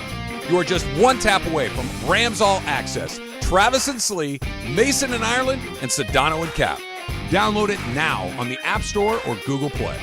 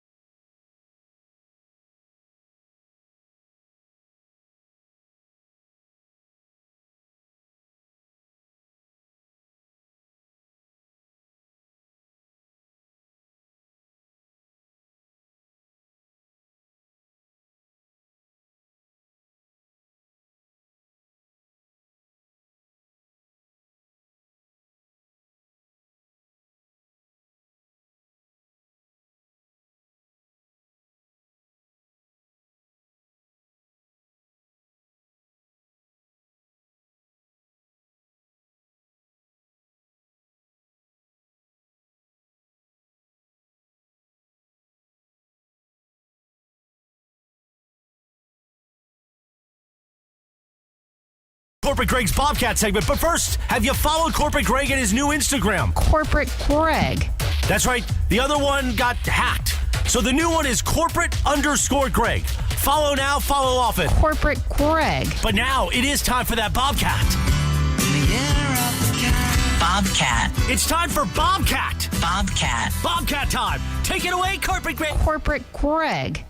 Thank you very much, Chris and Amanda. I'm going to interrupt you and let everybody know how dare Bobcat's happening live on YouTube right now. You can go to ESPNLA and search it. Thank you very much. It's youtube.com/ESPNLA. You'll find Excellent. it right there. And by the way, I put something on my Instagram of a picture of the ocean as I drove by it today. So that's what you can find on my. Got any pistachios on there? I wish I did. I should the take ocean? pictures of pistachios. A picture of the ocean. The ocean, yeah. Because I've I never could do seen once. it before. What does it look like? Hey, every once in a while you got to drive by it. It makes you feel much better about your life. Okay. Bobcat. Thanks, Jorge. Bobcat. The Atlanta Braves are going about signing guys totally different than other teams. They locked up Ronald Acuna Jr. and Ozzie Albies early, and now they locked up 23-year-old pitcher Spencer Strider, like you guys were talking about earlier this hour, for what could be 7 years and $92 million if they pick up an extension on that 7th year. Essentially, they are buying out all of their young guys' arbitration years early. I haven't really seen any other teams do this. What do you think of the Braves' strategy to keep their young talent around for years to come? This is what the Cleveland Indians used to do. They did it with Sandy Alomar. They did it with Carlos Baerga. They did it with Albert Bell. They did it. I actually think it's a really smart strategy, because if these guys hit big, then you're looking at Mookie Betts numbers, Freddie Freeman numbers. They can't afford to keep them anymore. So if you're not in a major market, and Atlanta's like right on the edge. I think they're a top 10 market, but not a top 5. If you let those guys, Mace, your stars, get to outright free agency, you're probably going to lose them. So I think it's smart. I think it's genius. You know, I've watched them do. They did it, I think, with Austin Riley was another guy they did it with. They bought these guys out of their early years of arbitration. It is so friggin' smart. Braves. I'm trying to think. Who's the GM? Is that Alex Anthopoulos? That is Alex Anthopoulos. Genius general manager. Used to work with Andrew Friedman. Learned at the. Well, he actually did it in Toronto too. But no, I think this is genius on the part of the Braves, and it's going to make them a force for every year for the next multiple Octobers. Well, look what happened with Fernando Tatis Jr., where they signed him to a gigantic deal, $300 million or whatever it was. It can go wrong. It can. Well, they did that. It was a mistake. They're doing this for much smaller amounts of money. Correct. It's like $120 to $95 million. Right, and that's how you keep costs controlled. I applaud them. Yeah, it was really smartly done. Bobcat. All right, so a woman named Amber Lucas has an article out on Digital Culture Insider about how she uses her dating apps. Okay. Saying, I use a dating app to meet millionaires. I got to travel the world, get fancy gifts, and learn a lot from my relationships. Bergman. Is this really smart on her part, or kind of gold digging? Bergman, Yes. not only is it smart on her part, you need to steal her act. This can work the other way. This can swing. Men can do this just as easily as Kim Kardashian was at the Ram game yesterday. That was I know she got booed. You could have consoled her and then tapped into her hundreds of millions of dollars. I don't think it's gold digging. I think it's smart. Good for her. It's gold digging. I mean, there's no other way to put this. I mean, she's literally on social media looking for millionaires and then enjoying all the fruits of her. But she's been honest about it. Mace. Okay, but she's don't honest, a lot of girls, honest about being Don't a lot of digger. girls do this, and some guys do this without saying they're doing it? Oh, sure. Yeah, we do. Wait, yeah, we do. I've been Greg. This is every professional athlete. Let's put everybody's cards on the table. I've been begging you to do this for a year. Right. Mm-hmm. Well, I mean, so like, you gotta get me on I'd a be rich a hypocrite person's if I app. criticize why her. aren't you out there trolling the social media looking for a millionaire or an heiress? I don't know what a rich person's app is. Here, I want you to type in sugarmama.com. Like, what is it? I don't know where I want you to type in. I want you to type in the name Cronky and find a woman with that name and make a run at her. It's not that easy, unfortunately. I wish I could do that. You know what we need to do? We need to get Greg on Raya. Raya, yeah. See, that's the one where the rich, famous people Bergman, go. I actually think you're a good-looking enough guy where this can work. I think that... that's what makes them out. Jorge, don't you think this can work? Absolutely, yeah. Yeah, we need to. Greg just needs to set his standards a little bit different than he's got them set now. Like, he's looking for someone nice, caring, attractive, and loving. throw out all those things except attractive and add money. Oh, God. And if you need a friend, I'll be your wingman. There you go. There we go. Hey, me and Jorge can do some damage. Is all I'm By the way, saying. Living an empty life of a millionaire. so one of my Lisa's friends is an artist, and she had an art show the Yep. other day, Harris? and we went to. She's married. Oh. But Don't care about that story anymore. shout out Kimmy Silver. But we go to her art show. Yep. It's down in Redondo, and there's a DJ playing music. Second song, "Love Will Keep Us Together." Thought of all you losers. Did you do the dance? No. This is for you two.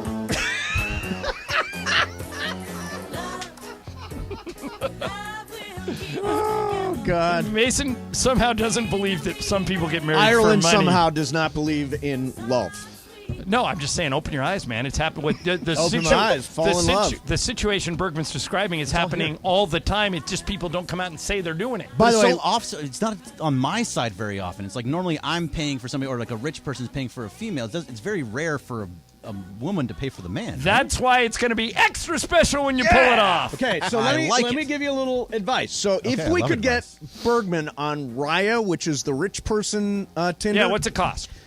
It's influence. You gotta we're gonna give him it. So on this website, tell me. The one, Greg, the girl you read the story about pays a certain fee to be on that site. Well, right? no, you have to be invited onto Raya. That's where all the celebrities go on. That's where Ben Affleck got busted. Sharon right? Stone, Amy Schumer. She's even too nuts for you. Melissa Villaseñor.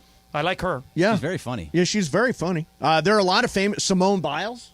Okay. Yeah, there are a lot of famous people. So if you were with Raya. Our goal is to get Bergman on Raya. No, I'm sure those people are listening. Our goal right is now. to get Bergman one word. Money. Giselle. Right. But the way to get to Giselle is Raya. That's where all the rich people go for their dating needs. Look, if you get me on Raya, I will do this on air. You guys can choose who I talk to. You can choose what I say. Whatever. Did you bring an egg timer today? Yeah. What are we ringing? Who's ringing? What is that? That's Was that you, me? Mace. Yeah. Yeah. It's coming from your side of the room. No, nobody else is doing it. I don't know what it is. Time for your pill. No. I was watching another show on YouTube. Bobcat. All right, Jorge, what you got? Okay, so Bergman drove by the ocean today. Does it matter where you pump gas? So you guys feel like I got in an argument with someone over this. I pump gas at a certain gas station, right? But they say I feel like that one doesn't last you enough.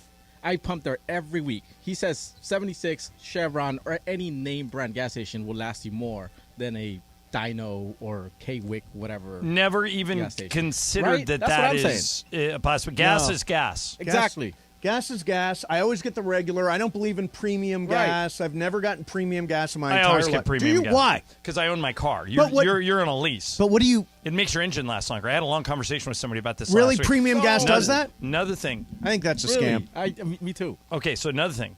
You should change your oil more than they say you should change your oil. Like I got an oil change warning at 6,000 miles. I took it into the guy. He goes, do it every 3,000. Your car will last 5 years longer. That guy for sure would just want you to come back for as many oil changes. Come They're- back every they're 1,000 free. miles. They're free. I have free maintenance. You have free? Yeah, he goes, you should be in here every 3,000 Oh, miles. wow. Yeah. Yeah. And I go to Valvoline Instant Oil Change, home with a 15-minute drive-through oil I don't change blame for you. over 30 years. So, Valvoline is Jorge, providing quick and convenient automotive maintenance services for busy people just like you. Without a script. That was impressive. That was Jorge, very impressive. What you should be paying attention to is the cost, because the gas is really expensive. Like I was driving through Beverly Hills the other day, $8 a gallon. Yeah, I know, it's insane. And It's too much. even in like I live in Manhattan Beach, which is right next to Hawthorne. If I drive, and I do this often, if I drive an extra mile, I can save like 50 cents a gallon. Right. And There's it's worth one it. gas station that always jacks their prices up so high that they wind up on the news. I think it's the one in Beverly Hills. I don't get why our gas is so much more expensive. It's not going to be settled on this show, certainly, but I don't understand why we pay more than the rest of the country. About this, we can talk about the rest of the country. I don't really want to deal with the issues with energy supply, et cetera, but we're getting screwed. Bobcat. Right, exactly. All right, do you want something sportsy, something about my daughter, or something about John Candy? John Candy. Oh, John Candy, yeah. John We Candy? love John Candy. All right, so John Candy was trending this morning, and I'm not really sure why, but I did see a poll about John Candy versus Chris Farley, and who would be the winner there between who's funnier between the two, and also where would you put Candy in top male comedians of all time? Candy's body of work is bigger than Farley's. I know that we're comparing like big, lovable white guys, but Essentially, that's what we're doing. yeah, I think Candy has a larger body of work, so I would lean towards Candy. But Chris Farley was very funny. He's got a chance to be in my all-time top 10. He's very funny. Candy? Yeah. I would put John Candy there. I don't know if he'd be all-time top 10, but, I mean, I got 3 words for you: planes, trains, automobiles. Amazing. He is so good in that movie. How about those Mets? How about those Mets? Oh, how about Splash, when he's Tom Hanks' brother in Splash, Yep. and when he's at weddings or at the office, his bit is that he takes a pocket full of change and dumps it on the ground so he can look up people's skirts. And Tom Hanks says, "Freddie, you were doing that since you were 6 years old." And Candy looks at him and goes, "When I find something that works, I stick with it." Yeah, I'm thinking I don't know if you can get away with that in 2022, but John Candy is very, very funny. Yeah, very funny. Uncle Buck was amazing. Uncle Buck The Great is an Outdoors awesome movie. Yeah, he's been in a ton of great movies. He was in Home Alone for one scene, and That's that right. scene really killed. Yeah, too. gone way, way, way too soon. Yes. Bobcat. All right, that'll do it. All right, there you have it. Coming up next for you, some I've got really discouraging stuff about the Rams. So stay tuned for that. I am in just a rip-roaring jerk mood over what happened yesterday at SoFi Stadium. Plus, John, there is one particular mascot in the NBA that is getting the bag. We'll talk about that coming up next, too. Mason and I are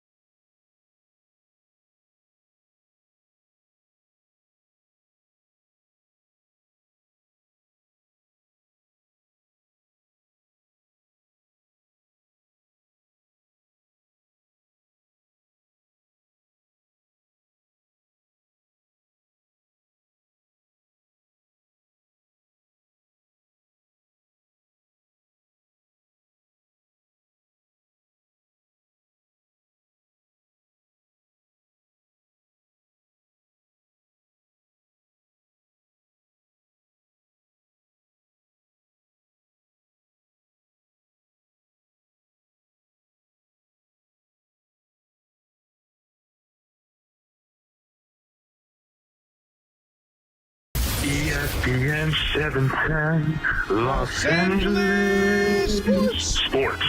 And it is the biggest show on the radio. Mason and Ireland is on for your Monday afternoon. Don't worry, you're not in control of anything. Hope you had a great weekend. Here we go. It's a mega Monday. It's $1 million Monday. And Mason had quite the weekend. He was in the house at the Coliseum Saturday night for USC winning yet again, taking care of Washington State. But he was also in the house at SoFi yesterday for another tough Rams game. Oh, you want to play a highlight? Okay, we can play it. He's got it again. 3rd down, 13. Pressure up the middle. Floods to his right. He's one. Jump ball. Intercepted at the goal line. Overshot Allen Robinson, and the Cowboys have clinched it. I'll bet $10,000 of mythical money, even though I don't have any, that Mace will tell us it was 60-40 yesterday in the stadium. Let's find out. Plus, Johnny I was in the Bay Area last night calling a Lakers preseason victory. And we've got real Dodgers talk. Dodgers get ready for the NLDS and the Padres tomorrow. Of course, you'll hear that game right here on 710. Shall we get to it for a Mega Monday? Mason and Otto in your Monday afternoon right now. 3 o'clock crowd. By the way, from around, I think it was 65-35. You think Morales secretly roots for the Rams to lose so he can have more fun in these opens? He sounded joyous. You know there, who didn't he is? He's the Joker in The Dark Knight. He just wants the world to burn. That Seems is like what it. he wants. I don't think it's a secret, John. I think that's just what he wants. But that's not very. He'll do that. He'll do that with. He'll taunt us with everything. The Rams, the Lakers. If the Dodgers were to lose, he'd taunt us with that. Oh yeah, no, you'd be massively going against us with the Dodgers. So I came across some Rams stuff that's really encouraging. If you're a Rams fan, please pay attention. According to NFL research, the Rams have scored 80 points over their first 5 games, the 5th fewest by a reigning Super Bowl champion in history, and have a losing record for the first time after week 2 of any season during the Sean McVay era. On top of that, the Rams are 29th in points per game, 26th in 20. Think about that. Was Sean McVay as your coach 29th out of 32 in scoring? 26th in yards per game, last in rushing, and last in allowing sacks. That's why the Rams are 2-3. They're lucky to be 2-3, to be honest with you. They've not played a good game. They almost blew that Atlanta game. Yeah, they've not played a good game. And yesterday was just, the offense is so horribly broken. I thought the game in Arizona was good. I did, but the defense was good, but they didn't score. Yeah. Again, they're not scoring. This is come on, supercomputer Sean McVay. Let's add some points. Bergman, how much? Speaking of NFL football, how many points did the Raiders win by tonight in Kansas City? 35. All right, 35-point blowout. Yep. I like it. Is that 42-7, maybe. The Raiders are going to blow out the Chiefs. 42-7. Yeah, that's my You're prediction. Put on the low. I did already. That's the you low put end. mythical money on the Raiders +7? No, I put mythical money on a prop bet, and since I can't bet against the Raiders to lose, I just bet that Mahomes is going to throw a bunch of touchdowns. That's what you did? No, here's my prop bet. Yep. All right. Are you ready? Yes, I'm ready. Let me ready. get this exactly right, but I think it's a 3-way parlay. Okay. Okay. The first one is Patrick Mahomes over 274.5 yards. Okay. I'm sorry, 254.5. You like that? I like that. Yep. Okay. Travis Kelce over 64.5 receiving yards. Yeah, that's good.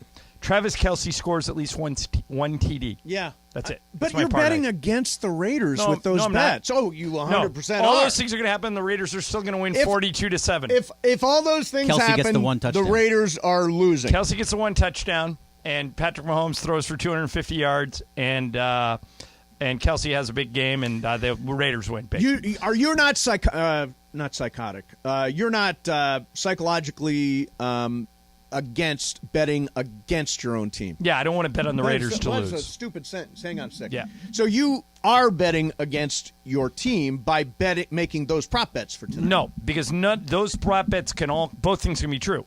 Those prop bets can all come in, and the Raiders could win. That's the wiggle room I gave myself. But okay, so little background run tonight. Wiggle. Yeah, thank you. Wiggle. Patrick Mahomes has played against the Raiders 8 times. Okay. What do you think his record is? I'm just going to take a shot. 7-1. Correct. Oh, you know. You told me earlier. Yeah. So you mentioned I mentioned in it the first earlier. segment of the show. Yeah, and 5 of the 7 have been blowouts. Right. So tonight it gets reversed.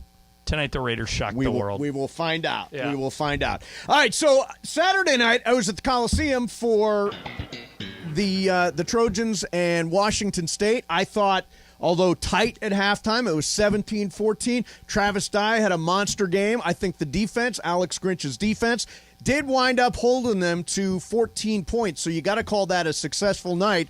They covered the spread. I mean, they dropped a spot in the poll. Who cares? I guess they went from 6 to 7. Yeah, no problem. UCLA moved up from 19 to 12. And I said on Friday, I said if UCLA beat Utah, I thought they'd be a top 10 team, and they're very, very close. It is last time, by the way, both USC and UCLA were in the top 10 when they played each other. Right. Guess when? 1998? Nope. 1998. 2004. 1994. 1988. The quarterback for UCLA was, Greg? 1988. Troy Aikman. Quarterback for USC was? I don't know. No. Some guy who does a radio show up against us. Oh, really? Yeah. Rodney Peete. Yeah. Yeah. Those are the two QBs. Wow. USC won. So here's the thing. I can't tell, and now you UCLA fans will be all over me for this, but I can't tell how good Utah is. They're good. They're a 2-loss team. They good. lost to Florida. They lost to UCLA. The game was at UCLA. I can't tell. I watched the whole game. They're good. I don't necessarily think they're going to beat USC. Right. But I think the game's going to be close. Well, the game's in Utah, so it's a different scenario. And also, Yeah. they're coming off a loss now, which I never like. Right. So, Greg, here's my take on UCLA. Yes. Very pleasantly surprised. Oh, yeah. By how great they look. Here's my one point of hesitation. Okay. They haven't done anything on the road.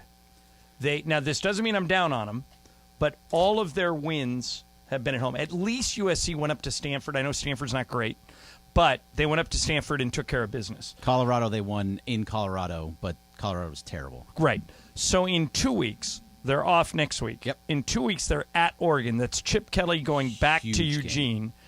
That will tell me whether or not UCLA is for real. But I'll tell you what. Right now, if you made me pick between DTR, Jake Bobo, and Zach Charbonnet, or Travis Dye, Caleb Williams, and Jordan Addison, I'd take the UCLA. No way. It's you No have way. just because of what you've seen, but DTR has been playing. Oh, the right. best No, football it of is his just career. because of what I've seen. Yeah. Well, you only watched one side. Yeah, Where we've I watched saw you part haven't of seen the it. UCLA game. Yeah, but DTR is playing like Jalen Hurts. Right, but he's not Caleb Williams. Caleb Williams might win the Heisman. All the experts say that But if Caleb Williams was in the draft this year, he'd be the number one pick. He's great. I'd rather, Greg, though, I'll give you Caleb Williams over DTR, but it's closer than I thought it would be. And you take Jake Bobo over Jordan Addison? I That would one's take Jake close, Bobo too. over almost anybody. Oh, my God. Jake Bobo's going to be a star on Sundays. Yeah. You don't think I think Jordan Addison will be, Addison's but gonna- Jordan he's Addison- literally the reigning Biletnikoff Trophy winner, Right. best wide receiver in the country. I think Jordan Addison, Jake Bobo is just a mountain of a guy. Right. Jordan Addison, I think, could be Brandon Cooks, like have a really good career and be successful. Well, I mean, all those guys. Mario Williams had a big game for him. Yeah. You're talking about the height of Bobo too, because The of how height big of he Bobo's is. Bobo. 6'5", So weird. 220. And then I take Charbonnet over Dye too. I would too. Charbonnet, I love. Charbonnet is Charbonnet runs like he's running downhill all the time. If he gets any space, I he's just God, how gone. great would it be? Are they in a bye this week? They are on a bye and this then week. they go at Oregon. So Yeah, that's that's a tough one, yeah. But how That could be a top 10 matchup, by the way, because if the teams in front lose, because right now they're 11 and 12, they could easily jump into the 9-10. So how great would it be though if USC and UCLA Be played great. each other undefeated? Be Yeah. great. It'd be awesome. I'd like USC to lose every game before that, but No, I that's me. wouldn't. I want know, though. USC to UCLA to be undefeated. So that's how you hurt your rival. Is you knock them off an undefeated season. Yeah. And it'd be good for the show. It'd be good for the city. Oh, it'd be great for. Yeah, no, I'm all for it. I sent a tweet to Andrew Whitworth a little while ago. Okay. It says, "Dear @Andrew Whitworth, are you available for the next couple of months? Sincerely, a Rams fan." Andrew Whitworth has responded. Okay. He says, "Steve, appreciate the tweet. Always available for folks. I can tailgate, watch games, and drink with the best of them. Just tell them where to get the tickets. Thanks." Not what we were going No, for. not what we were looking for. This is Whit. real. He actually did respond to you. Yeah, no, You weren't lying there. No, That was truth. You think I just totally make that up? Yes. Yes, I normally do. you would. Wouldn't make that up. I just got a text I just got a tweet from Kim Kardashian. I don't believe I that. said, "Kim, dear Kim, sorry you got booed. I was cheering. Sincerely, Mace." Do you think she'll respond to that? Bergman, you need to immediately reach out to her and offer to console her in her time of need. Yeah, that's not creepy at all. Hey, Kim. Kim, I'm just some random very dude that sorry you've you never were heard of. treated poorly. Hey, Kim. Hey, Kim. Kim, I got an idea, Kim. Hey, Mace. Why, Hey, okay, Mace, I think I got in all something here. seriousness, why boo Kim Kardashian? So interesting. Tyler, who is training today, or what are you doing, Tyler? Are you like shadowing? What are you? I'm just here so I don't get fired. Okay. Good answer. So he's got a theory on why Kim got booed. Explain this thing, Tyler. You're the one that can do it. So this might not be why she got booed, but Kim endorsed a cryptocurrency coin that she was paid to endorse, right? But did not disclose that she was paid to endorse it. Okay. It ended up being a sham coin where people invest in it without it having any sort of direction or growth possibility, and it essentially tanked. So everyone who put their money into it as an investment lost the entirety of their investment. Yeah, but I would say the majority of the people, while that's unfortunate, I would say the majority of the people Don't know that story. Yeah, and wouldn't know it. Like Tom Brady did crypto ads. Matt Damon did crypto ads. But she scammed people. Right, said do this and do this, she and was then it being went paid. to hell. She's got Mace, you said she got 30 million followers on that. Instagram. Even more than that. And she promoted something that she was paid to promote without disclosing that she was paid to promote. Right. Yeah, that's shady. That's sketchy. But I think she was booed because a lot of people, especially a lot of Cowboys fans, probably look at her and say, she's so LA. She's so LA. We'll just boo her. The funny thing she has 73 million Twitter followers. So the funny thing is that after Kim, they put up a random picture of some guy named Steve. And all it said was Steve, and he got cheers. Kim got booed, and some guy named Steve, a random dude, got booed or got cheered. Right. I think there's a little bit of this going on. Have you ever been at a sporting event that's not a Clipper game? Yeah. Like, so you're Rams, Raiders, Dodgers, Angels, and they put a Clipper on the Jumbotron. Oh, yeah. What happens? Boom. If you're the next person that gets put up after, like, it used to be Blake Griffin or Chris Paul, now it'd be Kawhi or Paul George. Right. If they put you up right after they put up Paul George, people will cheer just because you're not a Clipper. Yeah, because people hate the Clippers. Yes, they do. I don't understand the Kim K hate. Maybe Tyler's story had something to do with it. Maybe it has something to do with it. Yeah, she was in the news. All right, coming up next for you, I got a couple of things. First of all, Mookie Betts, really funny on Jimmy Kimmel. Got a little bit of that. Plus, LeBron on The Shop. Really, really funny clip from that. So, Speaking of the Clippers. That's all coming up for you. Mason, Ireland, it is the day after a Rams disaster. Happy Monday. Hashtag must win Sunday. 710 ESPN. Must win my ass.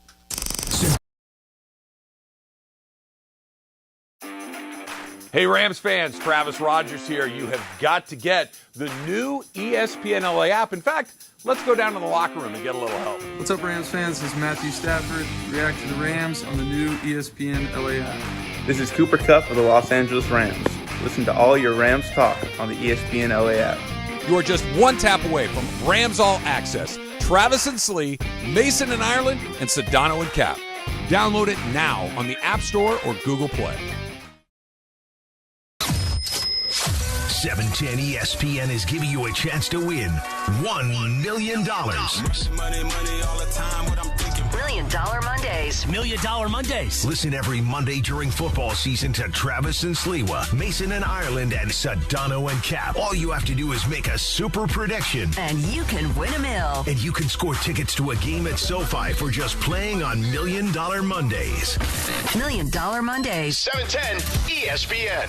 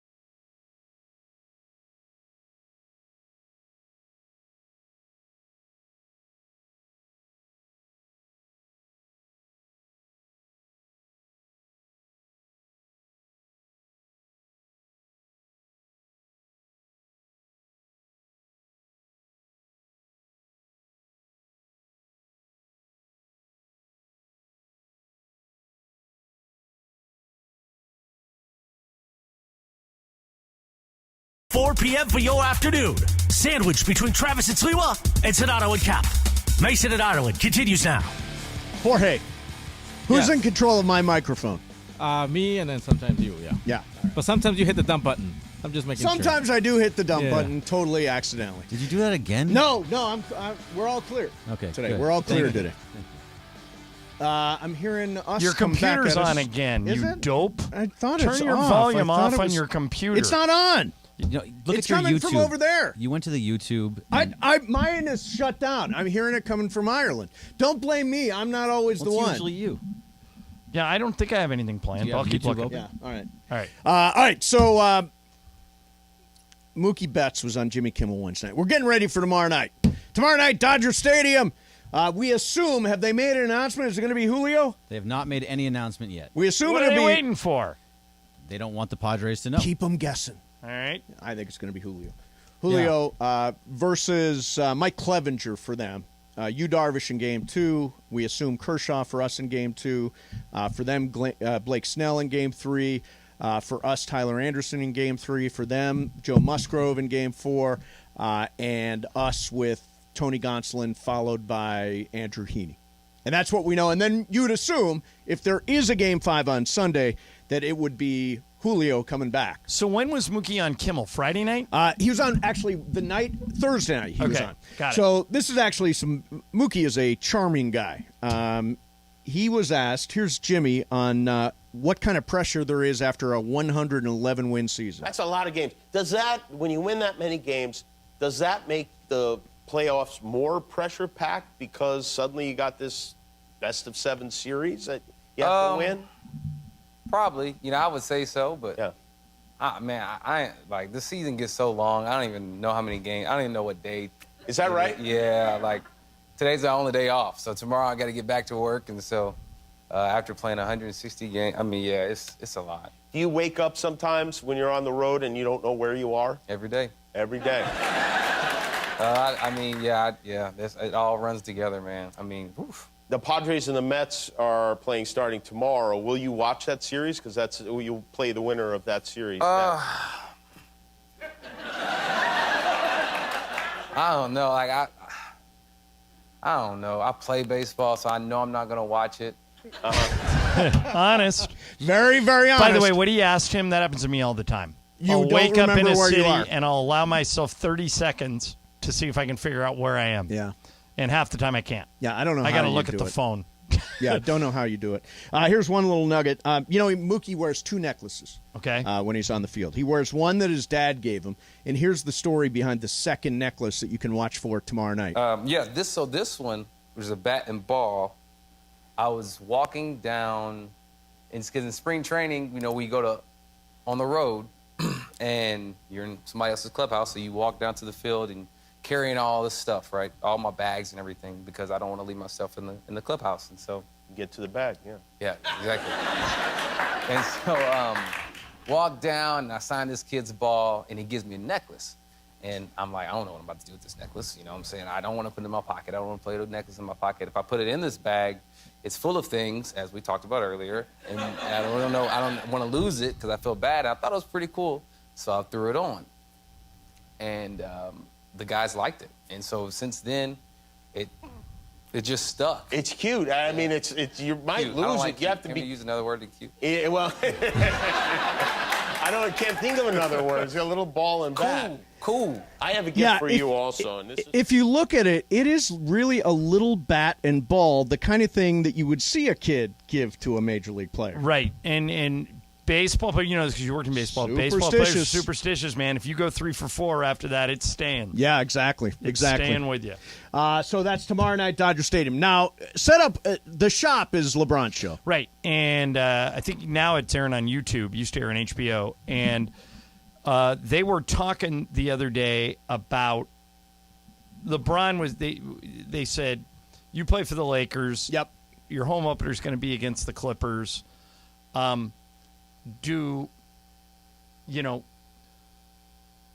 you cut him a break because you're your fellow team in Los Angeles? And here's what LeBron said.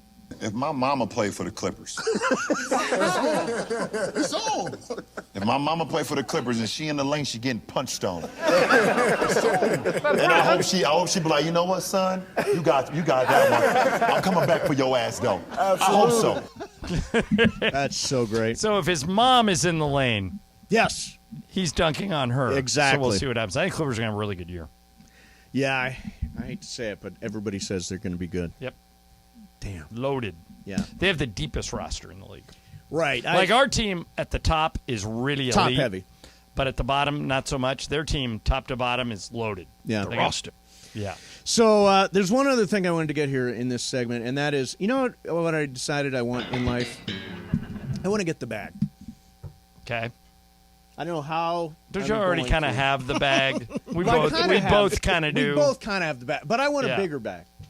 I want a big bag. Will you share the bag if you get the bag? I'll share some things With out of you? the bag, No. Sure. No. Yeah. I know you won't, Ireland. I'm asking Mason. Oh, I would. I'm very generous. Yeah, that's what I thought. So here's an example of somebody getting the bag. Rocky is the highest paid NBA mascot, making $625,000 in annual salary. No way. That is more than 10 times I was gonna say. the average pay for a professional NBA mascot, which is around $60,000. Now, what the hell is Rocky doing? Does he have like pictures of the owner or what? Well, you know who the owner is. No. Stan Kroenke. Oh, Stan Kroenke. I don't want to suggest Josh, that his to son, them. runs that team. But how, as a mascot, you get $625,000? He's really good, but he's not that good. Come on. Like, there's a handful of mascots that, like, the gorilla, the son's gorilla, right? Gorilla's really good. Rocky's really good. Yep.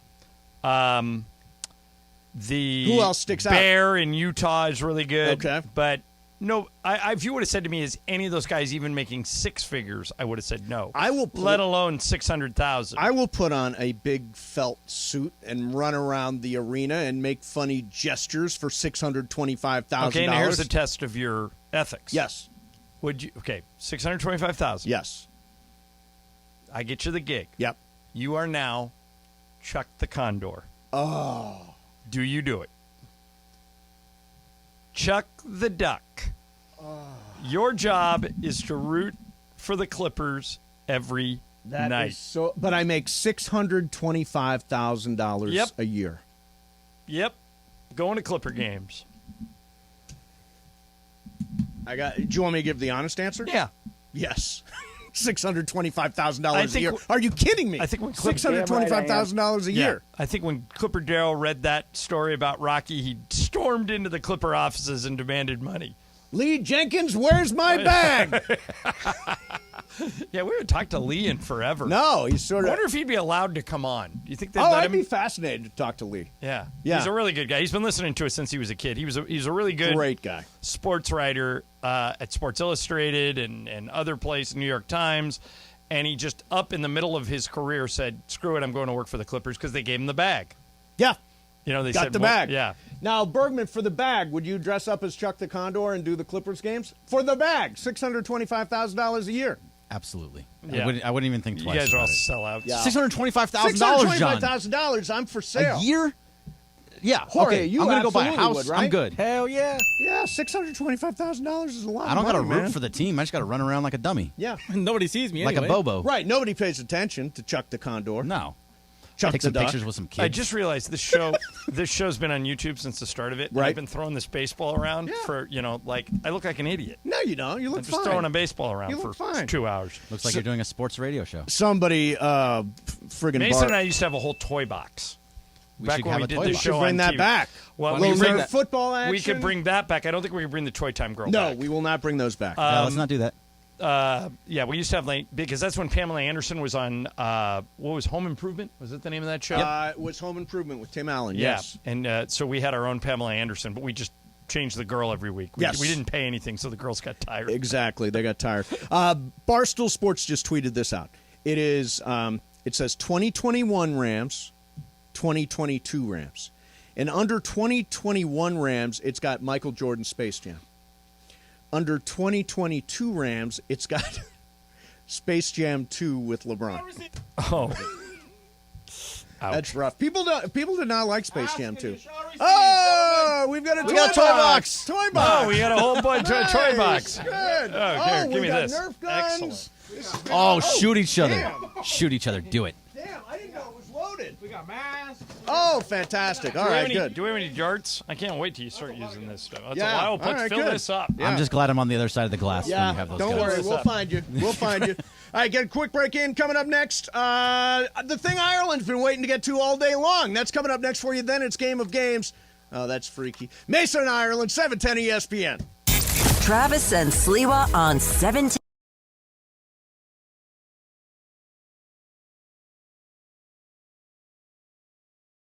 $710 ESPN is giving you a chance to win $1 million. $1 Million Mondays. $1 Million Mondays. Listen every Monday during football season to Travis and Sliwa, Mason and Ireland, and Sedano and Cap. All you have to do is make a super prediction. And you can win a mill. And you can score tickets to a game at SoFi for just playing on $1 Million Mondays. $1 Million Mondays. 710 ESPN.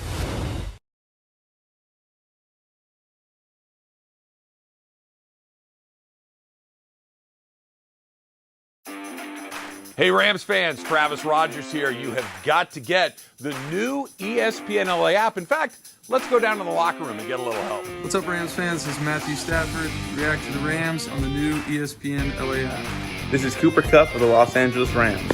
Listen to all your Rams talk on the ESPNLA app. You are just one tap away from Rams All Access. Travis and Slee, Mason and Ireland, and Sedano and Cap. Download it now on the App Store or Google Play.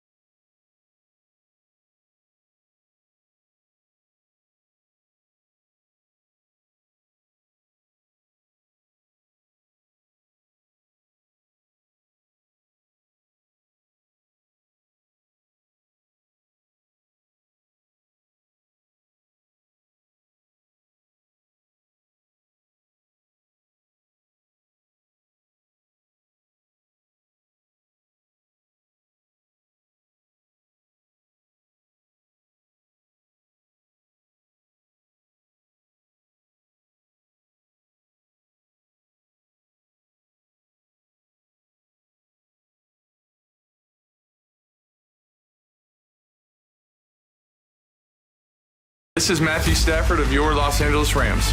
This is Mason and Ireland on your home of Rams football, 710 ESPN. So I successfully got a Andrew Whitworth response a little while ago. What about Kim K? I said, "Dear Kim Kardashian, I cheered for you yesterday at SoFi. Huge fan, sincerely, Venice Mace." So far, nothing. Well, I may get the shutout. Stand by. You're going to get a Kim thank K. you from Yeah. Kim. She's a very nice girl. All right.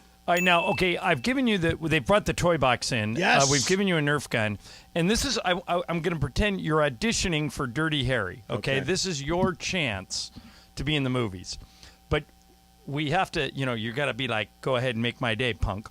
I've put together a life-size cutout of me. Yes, he just put it together. I have got one across the way. Now, if you can hit me, you get the part. Go ahead. Is in the head? In the head. You missed! Oh! You're out. All right, You're out. You want one more try? Yeah, one more try. All right, so he's about, what do you say, about 8-10 feet away? Yeah, you should be able. I mean, I've got shooting Aim skills. for my heart, and then maybe you get it. Yeah, well, you got me in the shoulder. Shoulder. I mean, yeah, I'll take wouldn't that. Even, Clint Eastwood would shoot That is a serious gun, though. Right between the eyes. You don't want to hit somebody with. I took Well, a you shot tried at at the Jorge a little break. while ago. I didn't realize it was going to. That was serious. All right, let me, as Michael would say, ax you guys something. Okay. Over the weekend, there was a football game between Alabama State and Jackson State. Yes. Now, Jackson State's coached by Deion Sanders. Alabama State is coached by Eddie Robinson Jr. His dad was the legendary Grambling coach. So after the game, Deion, let me back up a little bit. At the end of the game, Deion was up by like 12. Yep. Alabama State didn't have any timeouts, and Deion tried to throw deep. Right. And run up the score. So when he went to shake hands, he came into what Eddie Robinson Jr. called the Obama bro hug. The bro hug, yeah. And Eddie Robinson Jr. recoiled and got out of it. He was not happy with Deion. So after the game, Eddie Robinson was asked, why did you pull out of the bro hug? Here's what he said. We handshaked and that was it. I mean, it ain't no need for no embrace. We ain't friends. He ain't never called me. I ain't never called him. A great player. Everybody wanted to goddamn be prime time as a little kid. All right, great player, all that. Played against him, got tons of respect for the guy. Doing a great job as a coach, but you can't do all that stuff all week, and then you come back, put your backup quarterback, and you want to run a hitch and go to try to put more points on the board. Shit's disrespectful. Game was out of line. It was 26-12. 40 seconds left. We had no timeouts. Take a damn knee. You want to try to run a hitch and go. So we started blitzing. We're going to knock him out the game, too. So that's how we got to play it. I mean, it ain't no quarters given. So you want to do that, don't come with me and try to bro hug me like we're friends. We ain't friends. You didn't shake my hand before the game. Why you shaking my hand after the game? All right, so here's my question. If I ran up the score on you, I'm up 26-12, and I run a hitch and go, and then the game ends and we meet at center field, are we shaking hands and doing the bro hug? People know Mason and Ireland have a long history together. Yes. We've known each other. We've competed before. And you just kicked my ass at something? I go in for the bro. I not only kicked your ass, but then I tried to run it up. Right. And so I shake hands. I go in for the bro hug, and you give me the Heisman. No. Walk away.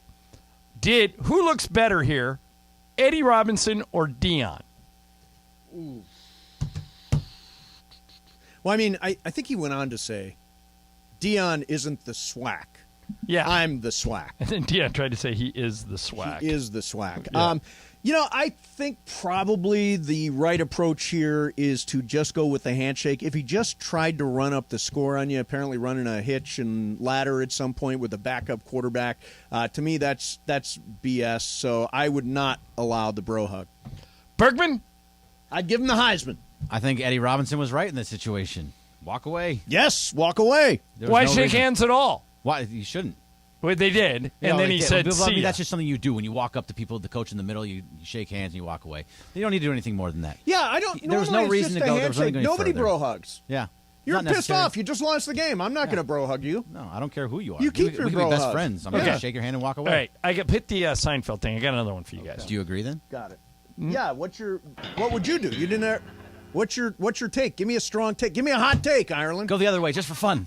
I think that if he tried to run up the score, hitch and go, straight to the locker room. Straight to don't the even locker go. room. There you Don't go. even go to the center of the field. No bro hug. No handshake. Okay. So you guys have probably all read that it appears, it's not official yet, but it appears that Gisele Bündchen and Tom Brady are breaking up. Yes. Gisele had her car saged the other day. Now, that's where you take incense. And now Phil Jackson used to sage the Laker locker room to get rid of evil spirits. If you ran into, Bergman, a run of bad luck, would you consider saging your office or your car? Absolutely not. I don't believe in any of that mumbo jumbo.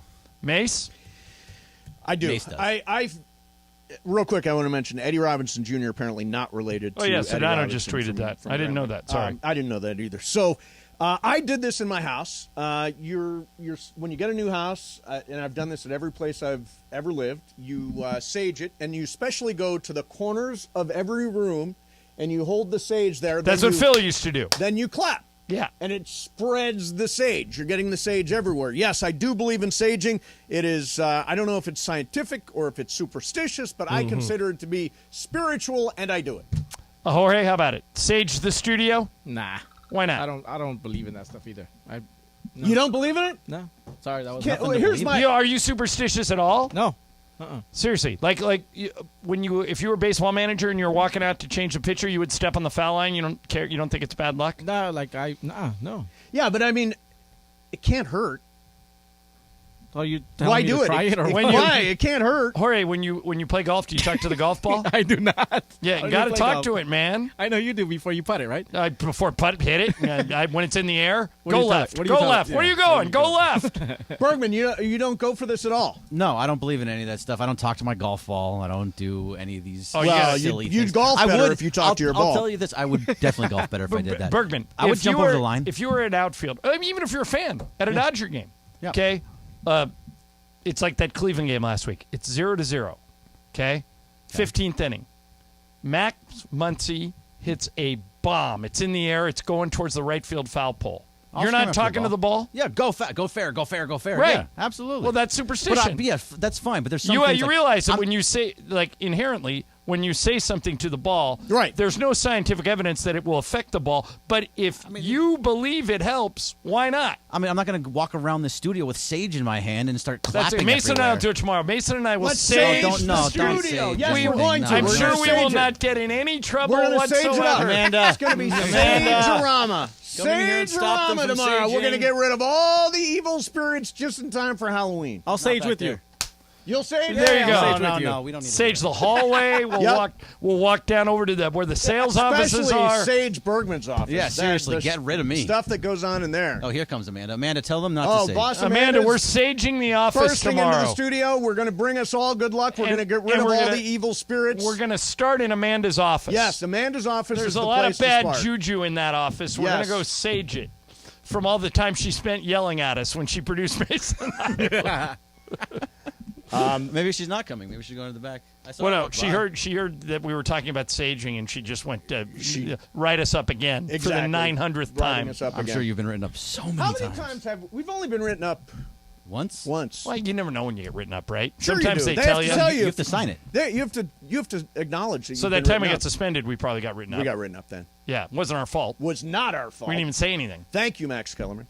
All right. Coming up next for you, it is Game of Games. Hang on, we'll get some breaking news. Some breaking Did they announce news. the starter for Game 1? They did announce the starters for Game 1 and Game 2. All right, so were we right? Julio game 1, Kershaw game 2? You are absolutely correct. Julio's Game 1 versus Mike Clevenger. 2 is Kershaw versus Yu Darvish. That's a good matchup. Did they announce regular lineups?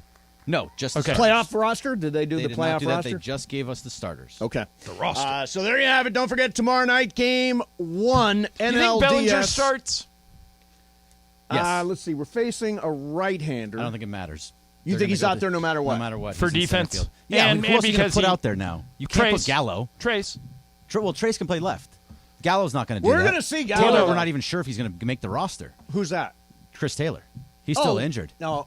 He's injured? Yeah, he's That's still a injured, bummer. so he may or may not make the roster. Trace is going to play left field. Bellinger's going to play center, and Mookie's going to play right. Hope so. You think that's set? I think that's set. Okay. It's really going You to know come down to... Joey Gallo's going to get time. No, he's going to make the roster, and just like it's going to be between Miguel Vargas He's and this year's Hanser Curtis Alberto. Granderson. That's my prediction. Oh, God, Joey, you don't want anything to do with Curtis Granderson. Joey Gallo is this year's Curtis I read Granderson. an article strongly advocating for James Outman to be on the postseason roster because apparently he had an unbelievable September in AAA. Well, you remember, he got called up, I want to say, in July for 1 week and just tore it up. Now, next year, I read he's going to be a factor, but he's not a factor for now. But James Outman is part of that they bring like a taxi squad. He's Right. part of the taxi squad that they'll go to in case there's an injury. But yeah, James Outman is going to factor into the future of the Dodgers for sure. All right, coming up next for you is Game of Games. It is Ireland's game today. Mason and Ireland, 7-10.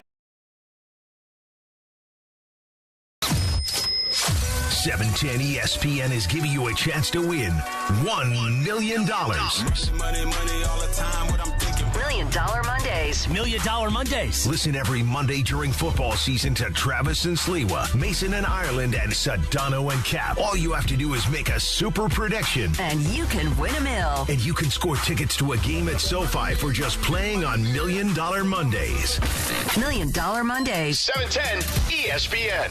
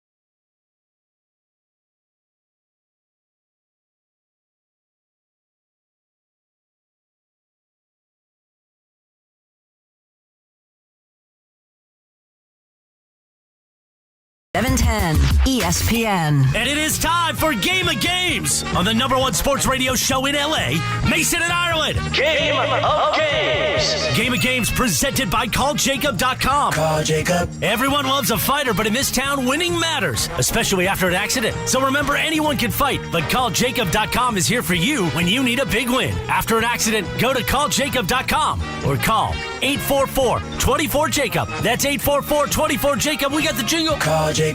Thank you. Game of Games time. Take it away, Mace. All right, here we go. There's a really weird trend in Game of Games. George Sedano has won 4 times in the month of October. And we're welcoming George to the show. Now, George, we've decided because of your dominance we need to check your ears. Oh, okay. Here you go. Yeah, so we got to swab your shiny red ears. Now, do you know this? Did you see the story? There was some pitcher, I forgot who it was, on social media that says that pitchers put icy hot on their ears. Yes. But it's not so much to put stuff on the ball because it doesn't really do anything to the ball. It's to keep them alert, focused, yeah. Crazy. You know what? Tomorrow I'm going to try that. He did have shiny red ears. I may give that a go. It was Andrew McCutcheon, by the way. Oh, it was Andrew McCutcheon. So, Sedano, we should do that before games. Of course, you're on television, so people that would may look probably wonder why your ears were bright red. If I do a Lakers game on radio like I did a couple times last year, I will come in with the icy hot on the ears. Perfect. You and I can do it together, and we'll take a picture. I love it.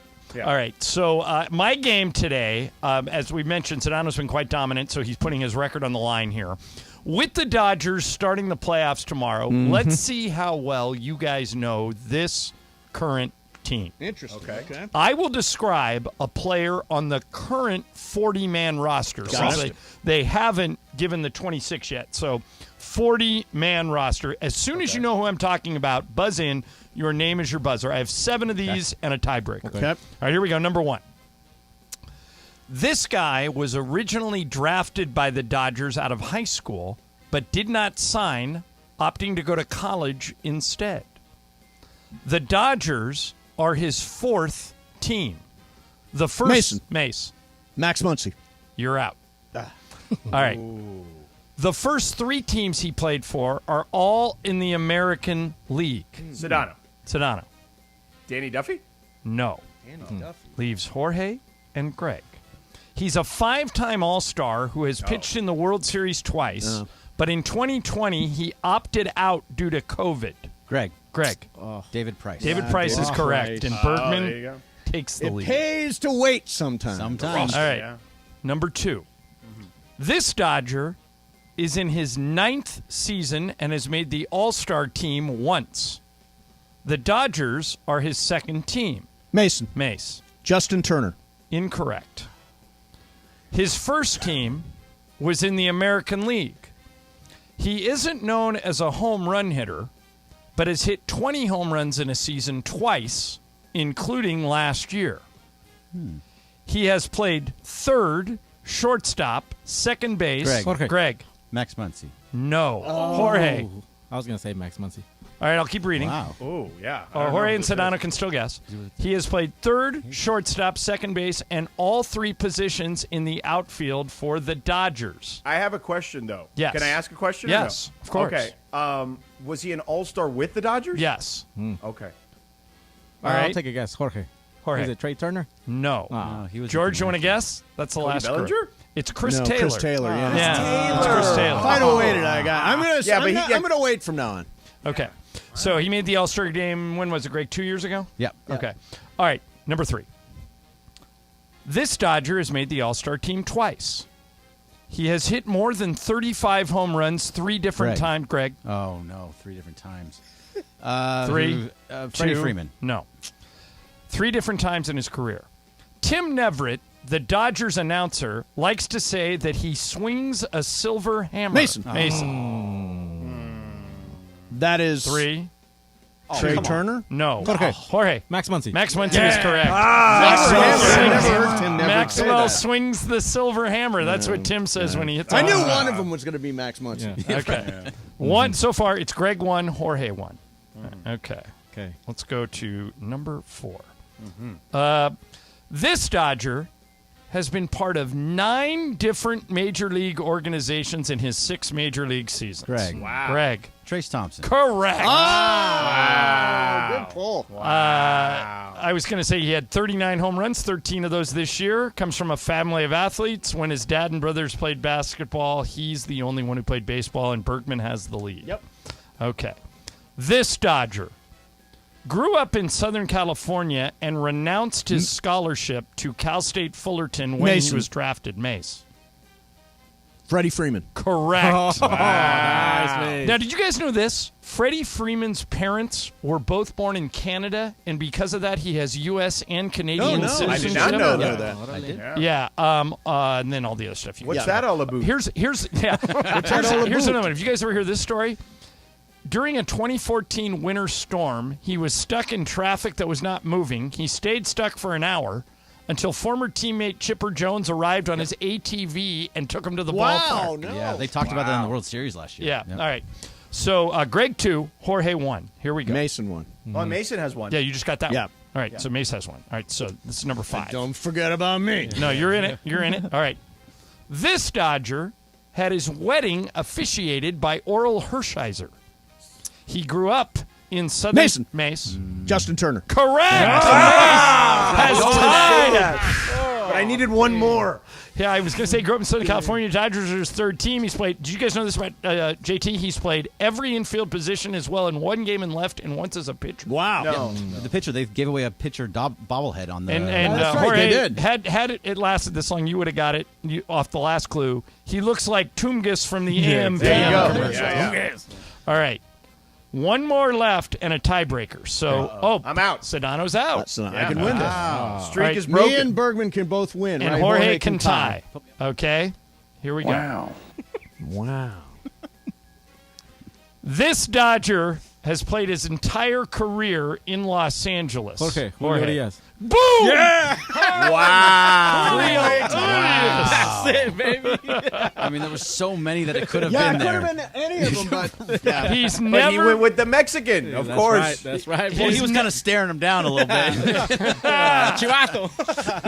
Okay, that means it's a tiebreaker between Briones, Bergman, and Mason. Oh, I just saw it on YouTube. You give him a little nod. All right, here we go. I didn't see anything. No. You guys are all going to have a chance, so you don't have to buzz in on this one, okay? It's well known that Mookie Betts is an excellent bowler. Mm-hmm. He was named the Tennessee High School State Bowler of the Year in 2010. Closest without going over, what was Mookie's high score in bowling in 2010? Mace. We just bowled a 300 yesterday, but Right. it must not be. I'll say 295. Okay. Greg. Could really get screwed here. 297. Okay. Make it a little tougher on you, Jorge. 298. All three of you have gone over. Oh, really? So we'll redo it again. Okay. Mace. 287. Greg. I'm going to go a little lower. 283. Jorge. 280. Oh, The correct answer is 290, and the winner is Steve Mason. This is genuine excitement. I really need to win. Long, as my dad used to say, long time between drinks. Yes, absolutely. Oh, God, what a relief. What a relief. Shadano, what's up? What game did you do this weekend? I didn't have a game this weekend. Oh, you 'cause took the ESPN weekend Radio off, is huh? No, well, they're full-fledged baseball right now. There's only one NFL game and one college game during baseball postseason. So that means Mark Kestisher will probably do the bulk of it. Yeah. I listen, by the way, I'll be at the Dodger game tomorrow night. And the one thing I always do is I listen to the ESPN broadcast Boog Shambi in my ear as the game goes along. So I've always got a delay of about 45 seconds or almost a minute, but it's worth it because I do pick up all kinds of extra stuff. Well, and you guys have known Boog a long time. I think he's the best guy doing it. Boog's You the know what I best. mean? He and I worked together at the Olympics in Sydney in 2000. He and I So co-hosted. he wasn't there for your skeleton run or luge or whatever it was? that you He did? was not. He did not do. That was 2002. I think- A magical run. Did Boog not do the 15-inning 0-0 game, the Cleveland game the other day? I think he did. Did on he? TV, Oh, yeah. God. Yeah. And it lasted forever. Yep. Yeah. And finally Cleveland won it. Yeah. How about the Mariners, though? If you're the Toronto Blue Jays, that has to be the most gut-wrenching way to lose anything. Well, they're right? at 9-1, right? Yeah, 8-1 in the fifth. Yeah, 8-1 in the fifth, and then the ninth inning was the complete disaster. Remember the second baseman, or was it the shortstop who ran into the center fielder? Then they got hurt. Yeah, it was Bichette and the center fielder got hurt. Just everything was falling apart for them. It was spooky to watch. Yeah. Real quick, before we get to Super Crosstalk, Game of Games is powered by Call Jacob. Winning matters. That's why after an accident, you got to go to calljacob.com or call 844-24-JACOB. That's 844-24-JACOB. Hit it, Jorge. ESPN AM 710 Los Angeles. KRDC AM 1110 Pasadena, Los Angeles. K256CX 99.1 FM Pasadena, Los Angeles. It's the greatest segment in LA sports radio history. Oh my God. When the shows come together for magic on the radio. It will only grow stronger. Super Crosstalk. Are we ready for Sedano and Cap to join Mason in Ireland? Super Crosstalk begins. Super Crosstalk. Presented by Coors Light. Coors Light. Made to chill. It's time for Super Crosstalk. It is time for Super Crosstalk, and Sedano is here. And do we have a love boat in the air? Yeah. All right. So I gotta tell you guys a story that happened last night at Chase Center. So I'm walking through the concourse. Draymond punched you? No, not yet. Oh. So I'm walking through the concourse, and some guy walks up to me and goes, Ireland. I go, yeah. And he introduced, I wish I could remember his name so I could give him a shout out. But he says, I listen to ESPNLA every day. I love Mason and Ireland. I love Sedano and Cap. And I love the beef between you and Sedano. Nice. And I went, Sedano, do we have beef? Oh, yeah. No, I mean, we have, like, radio beef, which is not real beef. Oh, no, this is... I think sometimes it gets a little chippy during Super Crosstalk. Yeah, but that's fine. That's because, look... It's only when I get too serious or I talk about sports. Yeah. I mean, listen, Ireland can ding me. I just brought up the Seattle Mariners. Yeah, good job. Good job. So, but I meant to mention this earlier, but yesterday I go to the Rams game, and the guy sitting next to me says, are you Steve Mason? I said, yes. He goes, you're the one person I was looking for today at the stadium. I was looking everywhere, and I happened to be next to you. Wow. It was crazy, but a huge fan. Cowboy fan? No, but his friend Chance, who lives in... There were other people other than Cowboy fans there yesterday? Oh, yeah. Yeah. It was 65-35, I would say. Oh, really? 65-35 Cowboys. Yeah, 65-35 Cowboys. I heard 90-10, and people were sending me videos inside the stadium. Were like, look what's going on here. People are foolish. They're foolish, or they can't count. No, you know what? If you were to, you can selectively choose video that shows either side. There were a ton of Rams fans there, but I do think it was 65-35. And I'll say this for the Cowboys fans: very polite.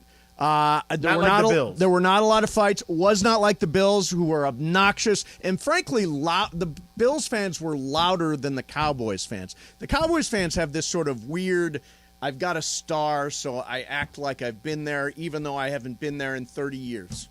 They have that kind of vibe. They're like them. Raider fans. They think they've won the Super Bowl every year, like I think about the Raiders. Hey, you guys, this year they might. Hey, Sedano and Cap, settle an argument between Mason and I. Mm-hmm. So Mason overuses, in my opinion, the phrase must win.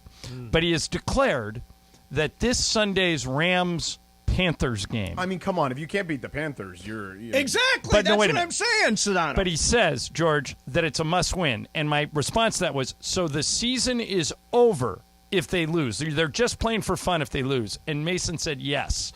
I think that makes him a bad fan, giving up on his team 6 games into a 17-week season. I am going to be there every single but you're week, giving up. win, lose, or draw. I will stand on every third down for the defense. But you're giving up. Well, I'm being real. You got to be real with people. Cap, is he a bad fan for giving up after week 6? No, I don't think so. I think he's a realist, and I agree with him. You think it's a must-win game? The Rams season is right now like circling down the toilet. Yep. And if they lose this next game against a team that just fired their coach, their season is over. By the way, their season might be over right now, but if they don't win this upcoming game, it's really, really over. Right, and the real story here is that if they do, and they should beat Carolina, right? That you've got to beat Carolina. I mean, even Baker Mayfield may not play. Like he's out. He's out. Darnold. He's out. It is going to be Sam Darnold. This is the worst team on their schedule. This is the weakest team on their schedule that remain, except for maybe the Raiders. The weakest. The weakest team on their schedule that remains. And if they do win it, it means that they get San Francisco at SoFi the week after with first place on the line.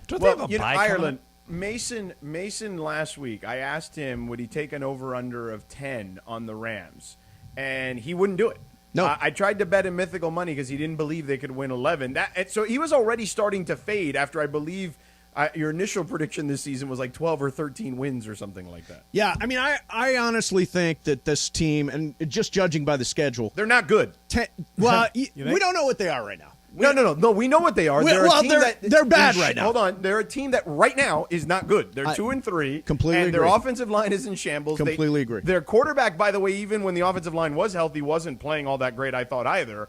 Because he's been dealing with an elbow injury since last season, and they can't run the damn ball. So they cannot run the ball. They're last in the league in rushing the football. There's no question. But we do have a supercomputer as a head coach, and there is a chance to figure this out. Listen, I love Sean, but look, there's at some point when you do F them picks, it's gonna you got to pay the piper at some point. That loan matures and comes due, and that's where they're at. But there's came due way faster than anybody expected. Say that again, Cappy. Came due way faster than anybody expected. Well, you know what? I don't. Maybe. I mean, here's the thing. They did draft an offense. Everybody's like, why didn't they draft offensive line? They drafted offensive line with their first pick in this draft, Logan Bruss, and he got busted up in his 40. Third round. That's their first pick. And he got hurt and is gone for the year. But they have some makeshift offensive line. Wouldn't you guys drive over to Andrew Whitworth's house and just stay there until he agreed to come back? back? I heard Key say, there's a promo on the station running with Keyshawn saying you ran into him at dinner, and like he was telling him, man, you better go over there, and he was like, and he just did you hear what happened with him and Mason? I heard the tweet, right? Yeah, I tweeted to Andrew Whitworth, are you available for the next couple of months? Sincerely, a Rams fan. And Whitworth tweeted back, Steve, appreciate the tweet. Always available for folks. I can tailgate, watch games, and drink, eat with the best of them. Just tell them where to get the tickets. Thanks. So why would he come back to this mess? No. Give him the offer he can't refuse, Cap. Everybody has a price. The salary cap makes What are you, the $1 million man, Ted DiBiase over there? Yeah, everybody has a price. Yeah. $1 million is $1 million. I mean, come on.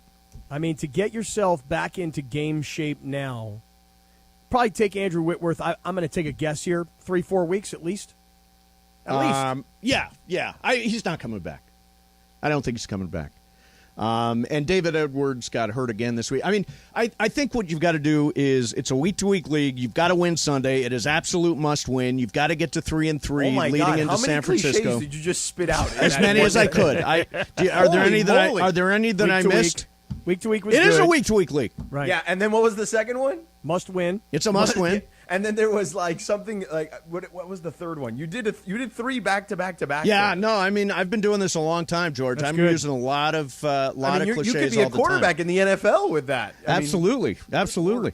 No, I think. Look, I agree with Cappy. I don't think it's a good team. I don't think they've been good in any of their 4 games. The one solace I take is three of the teams, Buffalo, the Niners, and yesterday were against Cowboys top flight defenses. Yeah. So on top of that, they've been playing a really tough schedule, but the schedule continues. That's why you got to beat the teams that are easy. You got to beat the team that just fired its head coach. And by the way, listen, as much as I would say that they're not good right now and their record says so, I'd do that 100 times out of 100 what they did to win a Super Bowl. I don't care. Yeah, right. That's right. You got your Super Bowl win. So you got your championship last year, and now you're going to pay for it for probably the next, I don't know, could be 4 or 5 years. Well, I don't know about that long. No, I don't know if it's going to be that long necessarily. Well, what do you think is going to happen? You think that they'll win another Super Bowl in the next 5 years?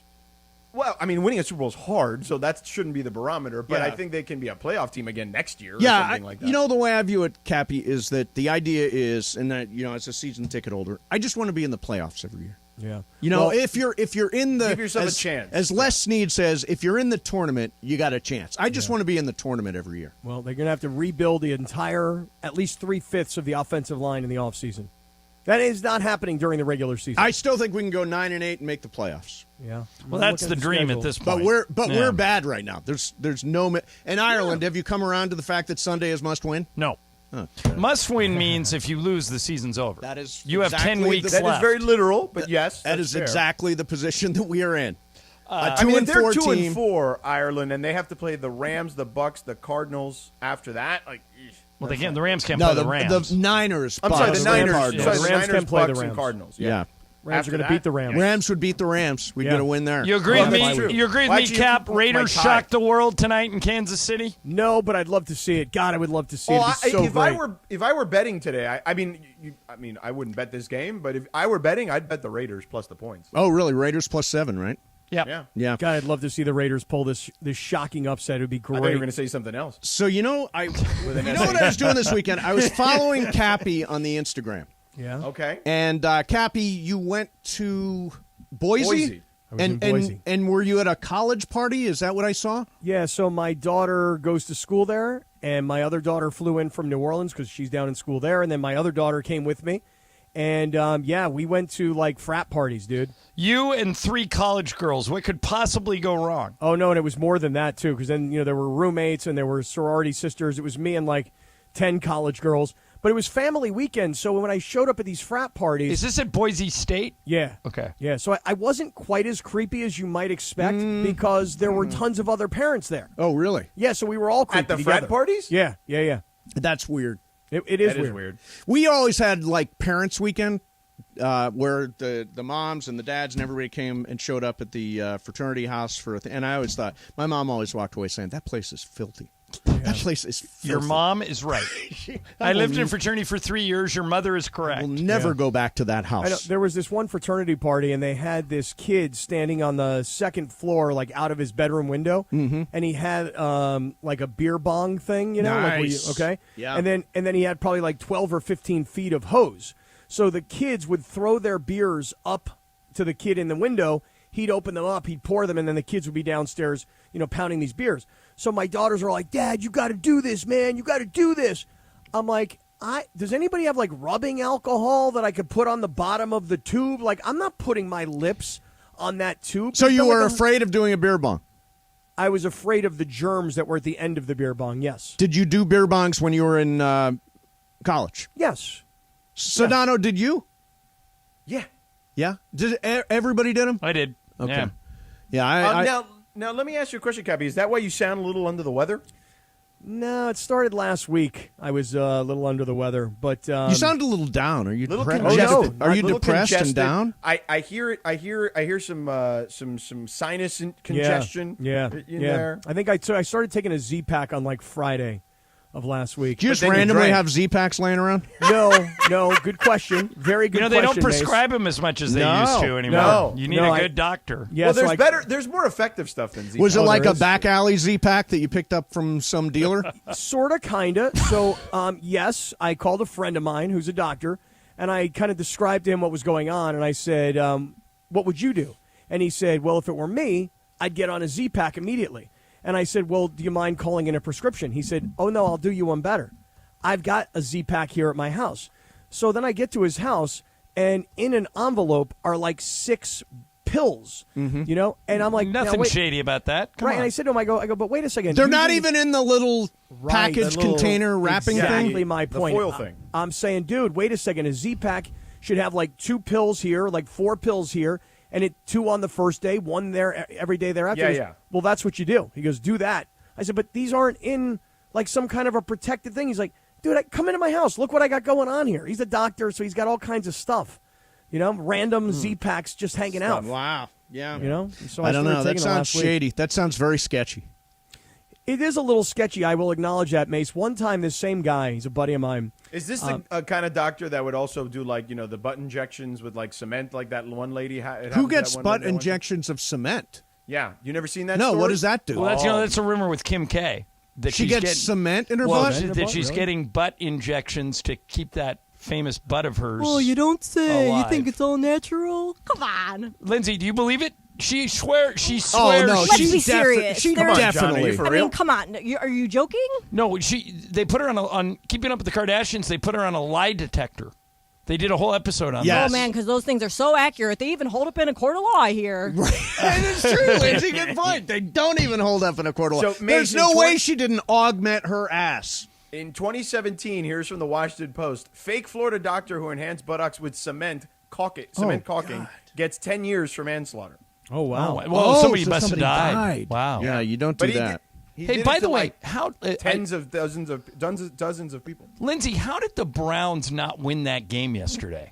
Because they don't want to win. Oh, they don't want to? No, the Chargers don't want to win either. They tried to Chargers. give it away. Brandon Staley. I like his a dope. guts, He's but a boy, dope. he's He like is a dope. asking Thanks, to I'm get glad you guys have fired. come No, around. he's not a dope. He's very consistent. He won the game. He won the game doing the exact same thing against Houston. Yeah, but you don't go fourth and whatever it was. Two Well, if you were up, situation. if you were up 3 or 4, analytics, yeah, Mason. but not up 2. The analytics are bull. Not at that time. Not at that Oh, point. now you're not an analytics guy? You just said analytics are bull. You're Mr. I don't Analytics. believe in any of these football go for it on fourth down analytics. I don't know where these analytics are coming from. I don't know the source of them. But I mean, I'm it's telling you, called math. it's screwed Brandon Staley more than it's helped him. That's not true. He's converted 64% of them.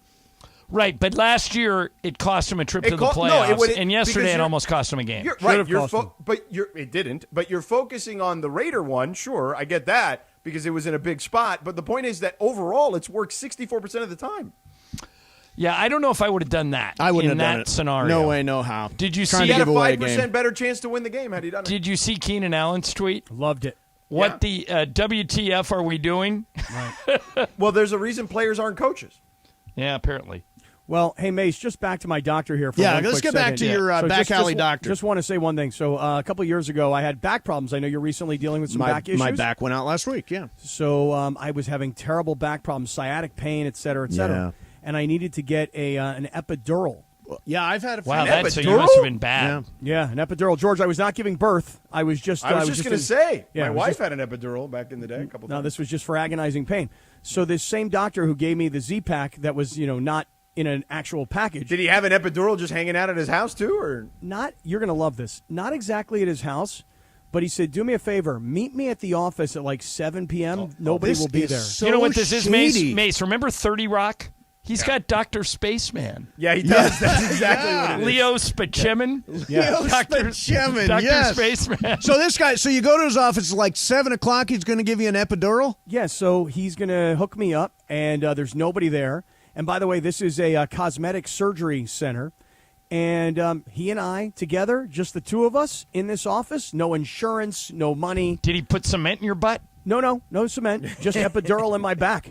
And did the trick Did for you me. not? Did they not put you out for that? No. See, when I got my epidural for my neck, they put me out. When They you gave got me your the- teeth cleaned, they put you out. Right, when I get my teeth cleaned, I do Really? get the nitrous, yeah. My college roommate was a dentist, so I introduced him to Mason, and he goes, "Do you think your buddy, the dentist, would put me under for a teeth cleaning?" And I said, "I'll ask him." And he go, "Well, if you really, it's like unnecessary, but yeah." And you were happy, right? The gas man, we used to call him. Yeah, no, my doctor right now, you know why I do it? It's because it's kind of a high. fun. Now, was it the laughing gas or just out? Nitrous, so laughing Love that gas, yeah. nitrous. Okay. That's so totally good. different than going out. Like Right. going out is under anesthesia. Like But you're when I about had to my leave. epidural, I did go completely Yeah, out. that case, that was yes. like propofol or whatever they use. Yeah. What, Michael? You know what we just did? What? We gave them a bonus minute. Bonus minute. Wow, it was very generous of you guys. It's not like me, I know, but we did give you a bonus. You know, I minute. have got to immediately get to my car so I can listen to the majesty To PTI? and the stupidity. Yeah, to PTI. the magical stupidity of Shadano and Cappy. We're back tomorrow at 1, getting ready for Dodgers Padres tomorrow night at Dodger Stadium. Mason, Ireland, 710 ESPN. Let me tell you, real quick.